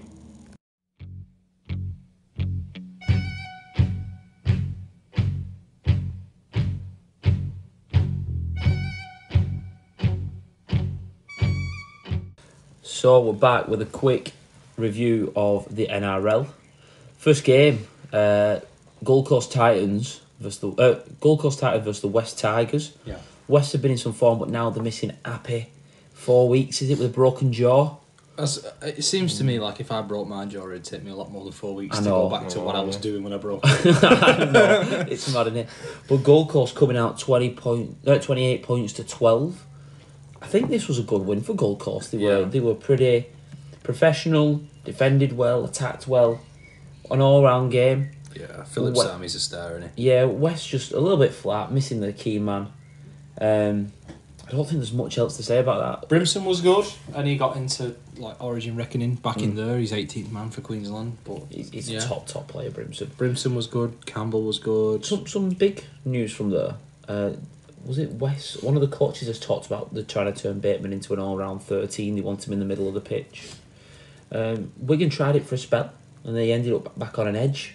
He made a lot of tackles in this game, Bateman. He made the most tackles of anybody in the match, with 56. And it seems Luke Brooks is out the door. The coach said that he was unhappy that Brooksy wanted to leave after the form that they found. But a bit of me thinks he's took that much heat over the last 4 years that maybe a move to England would be a nice fresh start for I him. think he wants a fresh start. Again, the rumours leads, because they are linked with everyone. Well, so are we usually. But I don't think that would necessarily be a bad move for him. He's still quite young. He's still got a few years behind him. Caesar or Austin going there. I don't know who he'd partner really. Yeah, with that's the thing. for One of them's Leeds. got to go if Brooks is going in. For me, They might both Caesar go. would be the better half to partner Brooks. I don't think either of them would be good with Brooks. I think But I think Caesar is you know more the of an perfect organiser. halfback to go with Luke Brooks, Go on. Cade Cust, or Tyrone May from Catalan. Yeah, That kind of a player. yeah, a good runner. Run first, because Brooks, he's more of a general. Put it on a plate, kicking game. Maybe somebody like Mikey Lewis. That would be a good partnership. Yeah, Lewis and Brooks. Williams. Or Williams, yeah, perfect. But Leeds aren't going to get Williams. So Yeah, obviously. that's what I'm just thinking of, like what Leeds could do. Right, next game, Jared Croker's 300th, a massive achievement. Yeah. But he didn't get the result they wanted, and we actually discussed whether he didn't play the week before because they wanted him to play it at home, whether being there in front of all the fans would be an issue. I think maybe a little bit of the emotions and all the fans there affected the Raiders a little bit. They were never in this one, the Raiders, in the second half. They were winning at half time 8-6, and they had a sin bin. They had two sin bins in this entire Well, they had game. two sin bins. One was when the game was already gone. So they had a sin bin in the first half, which kind of got the Raiders as favourites at half time. I would say 8-6 up, playing all right.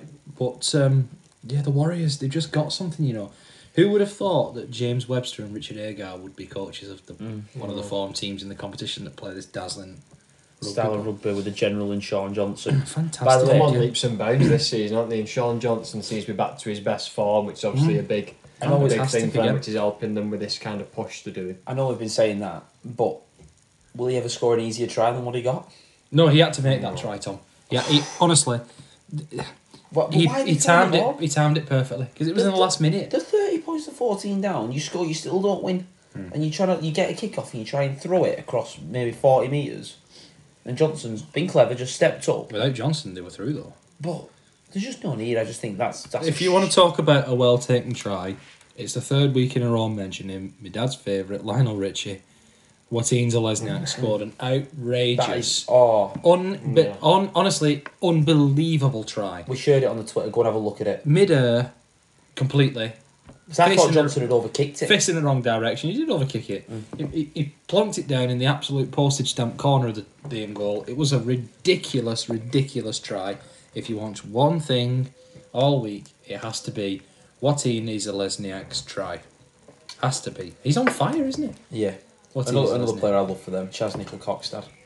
Yeah, He's just What a player. Against his old team, this Yeah, one. What a player.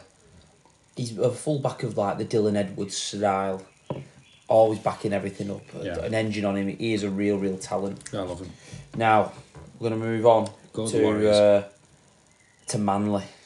It was a No it was a Leeches. battering. on the Northern Really, Beaches. 58 points. 58 points to 18. Manly beat the Dolphins. Just they were never in this game. It was and the 28 Dolphins try scorers, 2 for Hamiso and 1 for Jermaine Sarko. There's usual suspects, aren't Yeah. they? But they couldn't do anything about just a torrent of They just- Manly. Every time they seem to attack Manly, they just get a try. Saab, Garrick, Travojevic. They're 3 try scorers in the first 13 minutes. Travojevic was incredible. Ruben Garrick was good. It's like I always say about Manly, it's if they can go and do it again next week. Yep. Because they seem to have a big win like this that no one saw coming against the Dolphins. They'll catch everybody's eye for the week. Manly the talking point. But you know they could just go next week. Well, they are playing again. And They play Parry next week. Yeah, so The this big point is we will talk about it in about 5 minutes' time. Turbo. Turbo's going to be in Origin. Moses is going to be in Origin. Do either of them back up? I don't think they can this time. Is there not a No, you thing about can't. game 2? You can't, it's really uncommon. It's really uncommon, but they can, I think. I don't think either of them will. I don't think anybody will play. The only thing is obviously will Parry need Moses because of the Dylan Brown Well, no, situation. this is it's not backing up, is it? Because this is the Eels and the Seagulls is this Saturday, and Origin isn't till next Wednesday. Sorry, yeah. So Sorry, it's the following week where they will be backing up when Manly play Melbourne. when Manly play Melbourne and the Eels play the Dolphins. So yeah, Them 2 players will both be out then because they'll be in camp. so they'll be yes for the Eels Seagulls game, Moses and Travojevic will both be out because they'll both be in camp. Yes. There are 2 massive losses. So I don't know how if that makes it an even game or I don't know, it makes it an interesting game. interesting dynamic to the game, isn't it? yeah, definitely. Now, Origin brings about. probably the big shock result, the Dragons versus the Rabbitohs. Yeah. The Dragons have just announced a new coach, a name that you'll all have heard of or probably heard of, Shane Flanagan. Yes. Um, Won the league before yeah, with Cronulla. with Cronulla. Yeah, when they came over. He was the suspended World Cup for challenge. a while. Talks about whether he would ever get a top coaching gig. He's been around as an assistant at a couple of clubs, but he's now been given the job at St George. An experienced bloke, and could he be the bloke to turn it round? Really?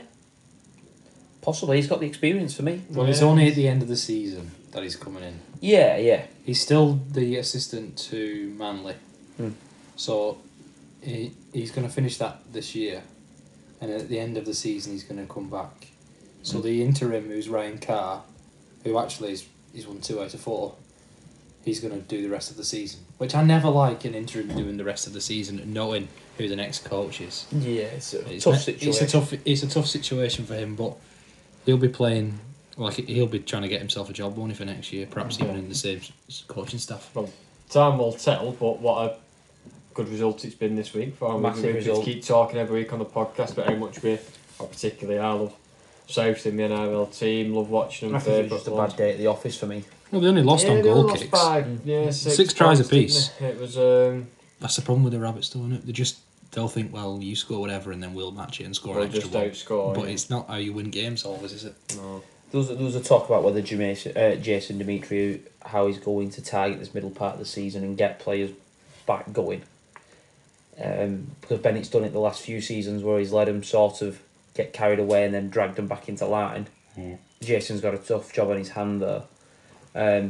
Alex Johnston, he can't stop scoring tries. Well, No. it's ridiculous, isn't it? He will. I've listened to a few NRL podcasts. If he plays the next 3 years, he will be the all-time try scorer in Honestly, the NRL. Yeah. it's like it's an event this week because he hasn't scored. Yeah. It's an event. In previous weeks, he's scored hat-tricks and we've been less surprised than when he doesn't score any tries. Well, again, he had a very influential game. Makes a lot of meters. He was seen as a fullback when he first came in, wasn't he? And waited for his chance, and he waited that long that he became probably one of the best wingers in the comp, really. Now we're going to move over to Suncorp. Brisbane versus the Knights. Good game, this one. Some very, very good tries. Yeah, good game, right. Dom Young's second try, going into the corner. Yeah, gets fantastic. absolutely smashed by Reece Walsh, but still manages to get it down in the corner. Yeah, fantastic. finish, The yeah. Brendan Piacora try.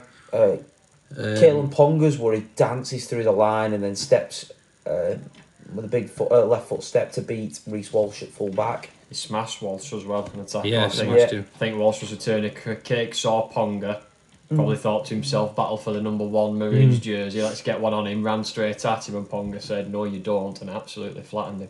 But Reece Walsh steps up and Hastings shoots at the line and he makes a lovely step and puts Piacora through. Two fantastic players. They were going shot for shot, it was amazing. It was good to see the two go at it. But then the two probably my favourite tries. One of Selwyn Cobbo's tries, Reynolds puts a kick up and he's really unhappy with it. Maybe only gets 15 metres further forward. And instead of like being disappointed about it, they all chase. Yeah. They get the bounce. They don't give up. It's Cobbo who inadvertently knocks it back. He stood there, he lets it hit him, bounces back, hits Reynolds. Reynolds catches it and then puts Cobbo through under the line. But then arguably one of the most outrageous passes you will ever see. They are 20 points to 18 down. That was delicious, It was absolutely delicious. Delicious is the perfect word to describe this pass. They pass it around in front of the line, and I can't remember the name of the second rower, the guy who's coming to replace Tom Flegler, the injured Tom Flegler. Yeah, it was number 15, was it? Yeah. Colby Hetherington. Makes a break, and Reynolds is back in. Oh, no, it was Piacora again, sorry. They've Was got it? them in the wrong order. Piacora was, again, the try scorer, who put Reynolds through. He punches a bit of a hole, and Reynolds is backing up. But we know that Reynolds isn't the quickest. But on his inside, he's got Ezra Mann, so he takes on the full back, offloads it to Ezra Mann, and you sort of think, Just score. Just get under the sticks. 3 men are coming for him. Dom Young's coming from the left. The full back's chasing back. I think Ponga's chasing back. And facing the wrong way, manages to get a flick pass back to Reynolds, who just then strolls in under the sticks, and it was outrageous. I'm sure Ezra Mam still would have scored. Yeah, I think he would have just slid. The absolute audacity to go, you three might be chasing me, but I can just do this, and flick it to his teammate to score an easy try. It was unbelievable. When you watch like the great passes of all time, Benji Marshall and all the different stuff that he did, Benji Marshall to Pat Richards. The same thing about this was, you look and go, how's the ball got there? Because I didn't know how he got it to him. First time I watched it, I went, oh, whoa, what? Not the first time we said this about Ezra Mam either, is it? Yeah, he's played some outrageous passes. Right, we move on to the next game. This was a big game. The Roosters was the Panthers. It is being reported, how many did you say before, Matty? 11. 11 Roosters players being shopped about. Ah, it's not good for It's a a big lot, isn't club it? like the It's a lot. Roosters for being in that predicament. Not good at all. Also, with the likes of Suoli already announced that he's going elsewhere. Yeah. Matt Lodge won't be signing or re-signing a new contract. At the end, there was a bit of biff. Big Jared Warrior-Hargreaves and Spencer Linu going at each other. No real punches, but nice to see a bit of biff. I think Jared squirted water, didn't he, on him or something like that, and course it he did did. take time, and then he was trying to get into his face, and I think, was it Ivan Cleary come after the game and said Jared was looking for trouble, and apparently Lee shouted to him, I think he picked up on the ref's cam, I'll meet you in the car park afterwards or something like that. So it seemed, it was quite tasty, it was good. They are at sea. I don't even know how they fix this. It's interesting, isn't it? So we've talked about the Roosters. We talked about them last week. Their centres being, and the whole outside backs. Sorry, apart from Tedesco, not being the ones you would expect to see. And we said their centres. It was like Billy Smith and Suaaliti or something. Neither of them played. Neither of them played this week. I'm just looking now. So Billy Smith was replaced an hour before kick-off for Drew Hutchison, a back rower, who's also played 6 somehow. And Corey Allen came in because Suaaliti's got 3-game ban for a dangerous hit. So Tupu was back this week. He only needs 4 tries to be the club's top try scorer ever. But he was back this week, so that's one at least boost for the back row, for the outside backs. And Junior Palgo's been doing all right, in debutising for Suaaliti. Has kept his place on the other wing, but you're going against Taruva, Targo, Crichton and Toto. Some players though. Some players in those outside backs there, that 3/4 line for Penrith. I do back Robbo to get it right, Trent Robinson. He's got the experience, but this looks like, and from what I'm hearing, is a squad that needs major change. Needs major surgery, doesn't it? Well, it's like a club issue as well. When you've got 11 players coming off contract. No, I don't think it's all coming off contract. I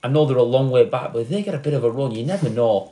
The Dragons aren't in it, the Tigers aren't in it, but pretty much everyone else is. It's ridiculous. That's mad that 15 teams could get top 8. Two competitions that are really strong. Very strong. And it's an advert for patience, and it's an advert for more teams. Because the detractors of more teams in this country would be like, well, there's not the talent base for it, and they'd just be one-sided games, and it wouldn't be very even. Actually, here's proof that it could work. Now, we said we'd talk about Origin. We're going to have a quick preview to Game 2. It'll be this time next week. Quite a few changes, mainly to the Blues side, that have been chosen, should I say, sorry. A lot of questions asked if Brad Fiddler I was going to go with the half-back pairing, knowing Cleary were going to be out, so it's been a kind of bit of an anticipated wait, this one, hasn't it, waiting for the squads to be released and to come out. And one of his statements is that he has let the half-back combo, they are going to lead the training sessions, and they're going to lead the analysis sessions to try and form that partnership and form where they want. But the 17 goes, Tedesco keeps his spot, Toto. Latrell Mitchell returns for Stephen Crichton, who is now the 18th man again. I think he could be a little bit disappointed that he's not kept his place. Yeah, I thought he was good. But he's Latrell, isn't it? But he loves Latrell and he loves Turbo, and I can understand him in a game that could define his future wanting his best two centres. Yeah. Josh Adokar plays. Luai and Moses are the half-back pairing. He's told Luai to go out and prove that he can dominate without Cleary. Big call. Paolo, Cook and Haas. Paolo gets a start. Paolo, Cook and Haas is a good front row. Paolo and Haas had to start. After the last game, they were both good, but Paolo needed to start and Haas. There we go. Frizzell, Young and Yo. The bench. Yeah, I'm surprised Young kept his spot. I thought he might be switched for Liam Martin. Well, on the bench is Cam Murray and Liam Mine. Yeah. And my first thought was, One of them should have been in for Young. I think both of them have to start. They were that impressive for me. Both of them should be in the starting 13. Instead of Tyson Frizzell. Possibly. Or Isaiah, you're for Cam Murray. Maybe, yeah. For Murray at 13, yeah, could be. Possibly. One of them definitely has to. Yeah. If not on both. Yeah. On the bench, sorry, I should say, is Liam Martin was New South Wales' best player, wasn't it? Stefano, Cam Murray. Stefano who? I'm going to get that completely wrong. I'm going to give it a go. Stefano Utica Manu. That's not that bad. Cam Murray, Liam Martin and Reece Robson. Yeah. So Reece Robson's a left field shout, isn't it? Well, he didn't pick a 9. He only picked one 9 in Happy Coruscant, and now brought Damien Cook and brought another 9. Well, I think that And he realised picking Hines on the bench was wasted. So Well, he's wasted if you don't have a plan for him. yeah. And that's the ultimate issue, that he didn't have a plan for him. So why was he there? Crichton's the 18th man. Who's 19th? Gone off it. It's Kolomatongi, sorry. Kolomatongi, yeah. But then we'll have a look at the Queensland side. They've had a few changes down to forced injuries. It's interesting to see that he keeps going with youth. The big one was who was going to play in the second row. And right side second row, the argument was Felice Kafusi knows the role inside out. He's gone with Jeremiah Nanai. Yep. The young lad. The team reads Walsh, Coates, Holmes, The Hammer, Murray Tuolagi. Tuolagi? Sorry? Yeah, Tuolagi. Cam Munster, Cherry Evans, Collins, Hunt, Big, Tino Fasamawali. Good front row again. David Two good front rows in this game. David Fafita, Jeremiah Nanai, Patrick Carrigan. Yep. Harry Grant, Tom Flegler, Ruben Cotter, and Mweka Fotuweka, sorry. His name's Big Mo. Yeah. The 18th man is AJ Brimson, and Corey Horsburgh is the 19th man. That is a strong side, and he's going with youth again. Yeah, it's two very strong sides. I'm again very excited for the game. Queensland are heavy favourites just because of where the game's being played at Suncorp Stadium. They usually relish being the underdogs, though. Yeah. So that'll be interesting to see how Queensland do when they're the favourites. An interesting point in this is the similarities between Walsh and Slater. Slater came in and dominated game 1 and then got peppered in game 2. Reece Walsh shone in game 1, his first ever game in Origin. You would expect they're going to try and come and do a job on him. Oh, yeah. and try and knock him off his game. I think so. So I it'd think be they tried that last time, but they're going to really try again. They've got to go hard on him because he was so influential. Yeah. It'll be interesting to see how the New South Wales team deal with that and the pace and the aggression that this Queensland team has. I think Queens are going to struggle. I think Latrell Mitchell coming back for New South Wales in the centre. I think you get him one-on-one near the line. He'll be attacking Courts and Holmes. He's going to be pairing off. What a match that's going to be. Latrell Mitchell against Valentine Holmes. That's going to be a great battle going on. So he's going to be attacking Val Holmes and Xavier Courts. Courts, not known as a great defensive winger. Val Holmes, possibly the same. But then you've got, on the other side, Travojevic attacking the hammer. They have got to really give them two the chance to attack here. And if Freddie wants to win this game, which obviously I know he does, but his job pretty much depends on it, he has got to find a way of getting Latrell and Turbo over the top of their two centres. Yeah. Because I don't think they can match the strength of that pack. Collins, Fosamoale, Fafita, Nanai, Carrigan. You're asking an awful lot of Payne Haas and Junior Paulo to really, really dominate there.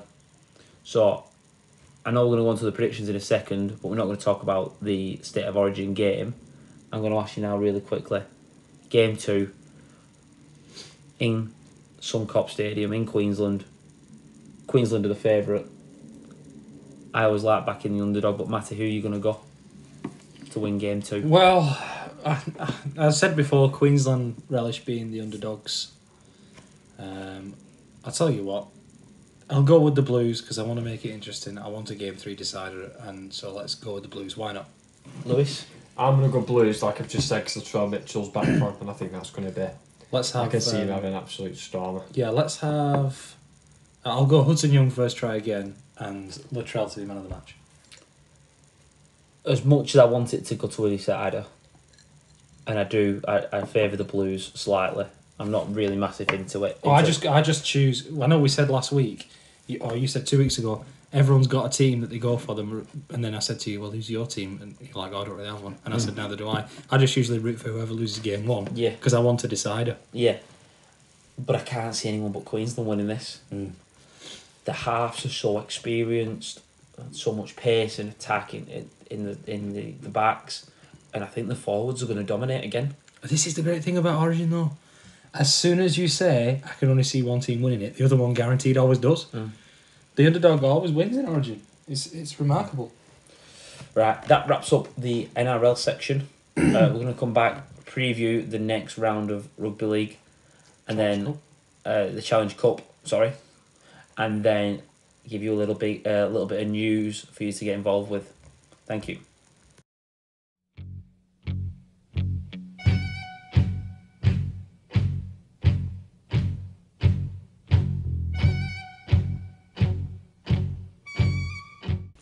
Right, back with the predictions now. Let's get it out of the way with the one that we all know what we're going to pick. Wigan Warrington on Sunday. I'm not even going to ask you lads. I know you're going Wigan. Nothing's changed though. We're all going Wigan. Wigan. Confident. Get Ethan Havard back. Yep. See if he makes a difference. Hopefully he does. Turn it on. Yeah. Maybe. Turn it on, yeah. Get our season back on track with a win in the cup. Yeah, nice Sunday afternoon. Hopefully it's good weather. Get our... Hopefully Toby King scores a last minute winner. Oh, no. And that means that Warrington don't want him back because he's cost them a Challenge Cup semi-final. That would be lovely. So let's go Saturday, 12 o'clock kickoff. Hull KR versus Salford. Hull KR injury ravaged. Salford long travel, always difficult to go to Hull KR. Who are you going, Matty? It's a tough place to play, but I think Salford have got the number. I'm going with Salford. Yeah, I think, like I said, if both teams were possibly fully fit, Hull KR might have it, Olive back in the team with home advantage. But Hull KR are hit with a good couple of injuries, so I think Salford's going to be too strong for him. I agree. I've got to go Salford in this. The injuries to Hull KR, the letdown of thinking you had Abdul back and then losing him again, and the other couple of injuries that they picked up, I think is really tough. So I'm going Salford. Now, Hull FC versus St Helens, another game in Hull. Salford and Saints Mart. Carpool. Down. The big goal. Save on fuel. Matthew, you going? I'm going for St Helens. Lewis? I'm going to go St Helens. I actually think St Helens are back to the best. I know we had a conversation in previous weeks about do we think they're going to make top 6. I think we've seen with the performance at Magic, the performance against us, they're back to the best. If they can keep the best players fully fit, I think they'll definitely be up there. Now, that's proved it to us last couple of performances. When season comes to ending and playoffs come about, they'll be there. I'm not going to say they're at the best, but I think they're far better than what they were 10 weeks ago. And it's amazing how you can do that with a full squad and a fit squad. Yeah. I think that is massive that they've now got bodies back and everything seems to be just going at the right time for them. Well, we named 1 to 17 against us, didn't they? Exactly, and they chose not to play Benison, they chose not to play Hopawati. Yeah. Um, Well, because Ritson and Hurrell are better options, but yeah, they've had 1 to 17 fit, and they do again. No bans for them. I think that is a massive thing to be in. So I'm gonna go St Helens and Hull's streak to end. Now the one containing the championship team, York vs Lee. Matty, who are you going? Well, it's a nice draw for Lee. This, I think they'll extend and they'll get into the semi-finals. Lewis? Yeah, I agree. I know obviously we're backing out the same teams here, but I think majority of people are going to go Leeds for this one. We know there's quite a big gap between Championship and Super League. Like Matty said, a good draw for Leeds. They can get to the semi-finals. What an achievement for a newly promoted side to be doing what they're doing in the league and get to the semi-final of a Challenge Cup. If they turn up for this opening one, season. then yeah, if they turn up for it, Again, I'm going to go Lee. Yeah. I would love an upset. I would love an upset in any of the other 2 games. Bar ours, obviously. Well, we are below Warrington in the league table, so technically that would be an upset. We are at home as well. It's an even game, that, isn't it? Yeah. It's a very even game. But 4 teams, if we predicted it right, Salford, Saints, Wigan and Lee, what we all predicted to get to the semi-finals. Lancashire on and all Lancashire semi-finals. It's Lancashire on the side, isn't it? Yeah, very much so. Should be really, really good. Now, we've got some big news. We have got our second ever interview. About 3 or 4 weeks ago, I interviewed Malk and Roy, 2 members of the backroom staff at Wigan. I'm now going to be interviewing Declan Roberts, the plays for Wigan's wheelchair side. He played for England in the World Cup. He's been involved with it for quite a long time now. We are going to have a look at how he got into wheelchair rugby, how he got into watching rugby altogether, what it was like at the World Cup, and I'll be interested to know what he thinks about the future of the sport as well. Seems to be growing, and where he sees, like in his dreams, the sport going. And what would be needed to help develop the game, because people I've not spoken to about rugby ever were messaging me about how good the wheelchair rugby World Cup was, how intense it was. I've never seen as much buzz around a sport that I hadn't really watched. I'll be honest, I hadn't really watched it. I've never seen that much buzz about wheelchair rugby before. And now, after the World Cup, everyone was talking about it, the collisions, the contact, how good it was. The wheelchair league is really, really strong. Most teams can beat others. It had its Magic Weekend last week, and I'm sure this will be something that you can put to Declan. It was the wheelchair Magic Weekend this weekend, and nobody really knew about it. There was no momentum. It wasn't really advertised so much. Well, it'd be interesting to hear about what he thinks the next step for the sport is. Yeah. But what we want you to do, if you've got any questions for Declan, feel free to. We'll put a tweet out, comment any questions, and I'll make sure to ask him, so we can get a real insight of what people think. I think that's everything, lads. A few more of these interviews lined up. Yeah, a few more to come. A few more in the works. We enjoy doing them. Hopefully you enjoy us bringing them to you. And when we find out, when we get dates confirmed, we'll let you know, so you can get involved, because it's your questions as well. You want to ask the questions, we're just there to facilitate it. So thank you very much for listening. It's been a pleasure. Matty, been a pleasure. Yeah, nice one. Lewis, been a great time. Always a pleasure. Never a chore. And see you next week.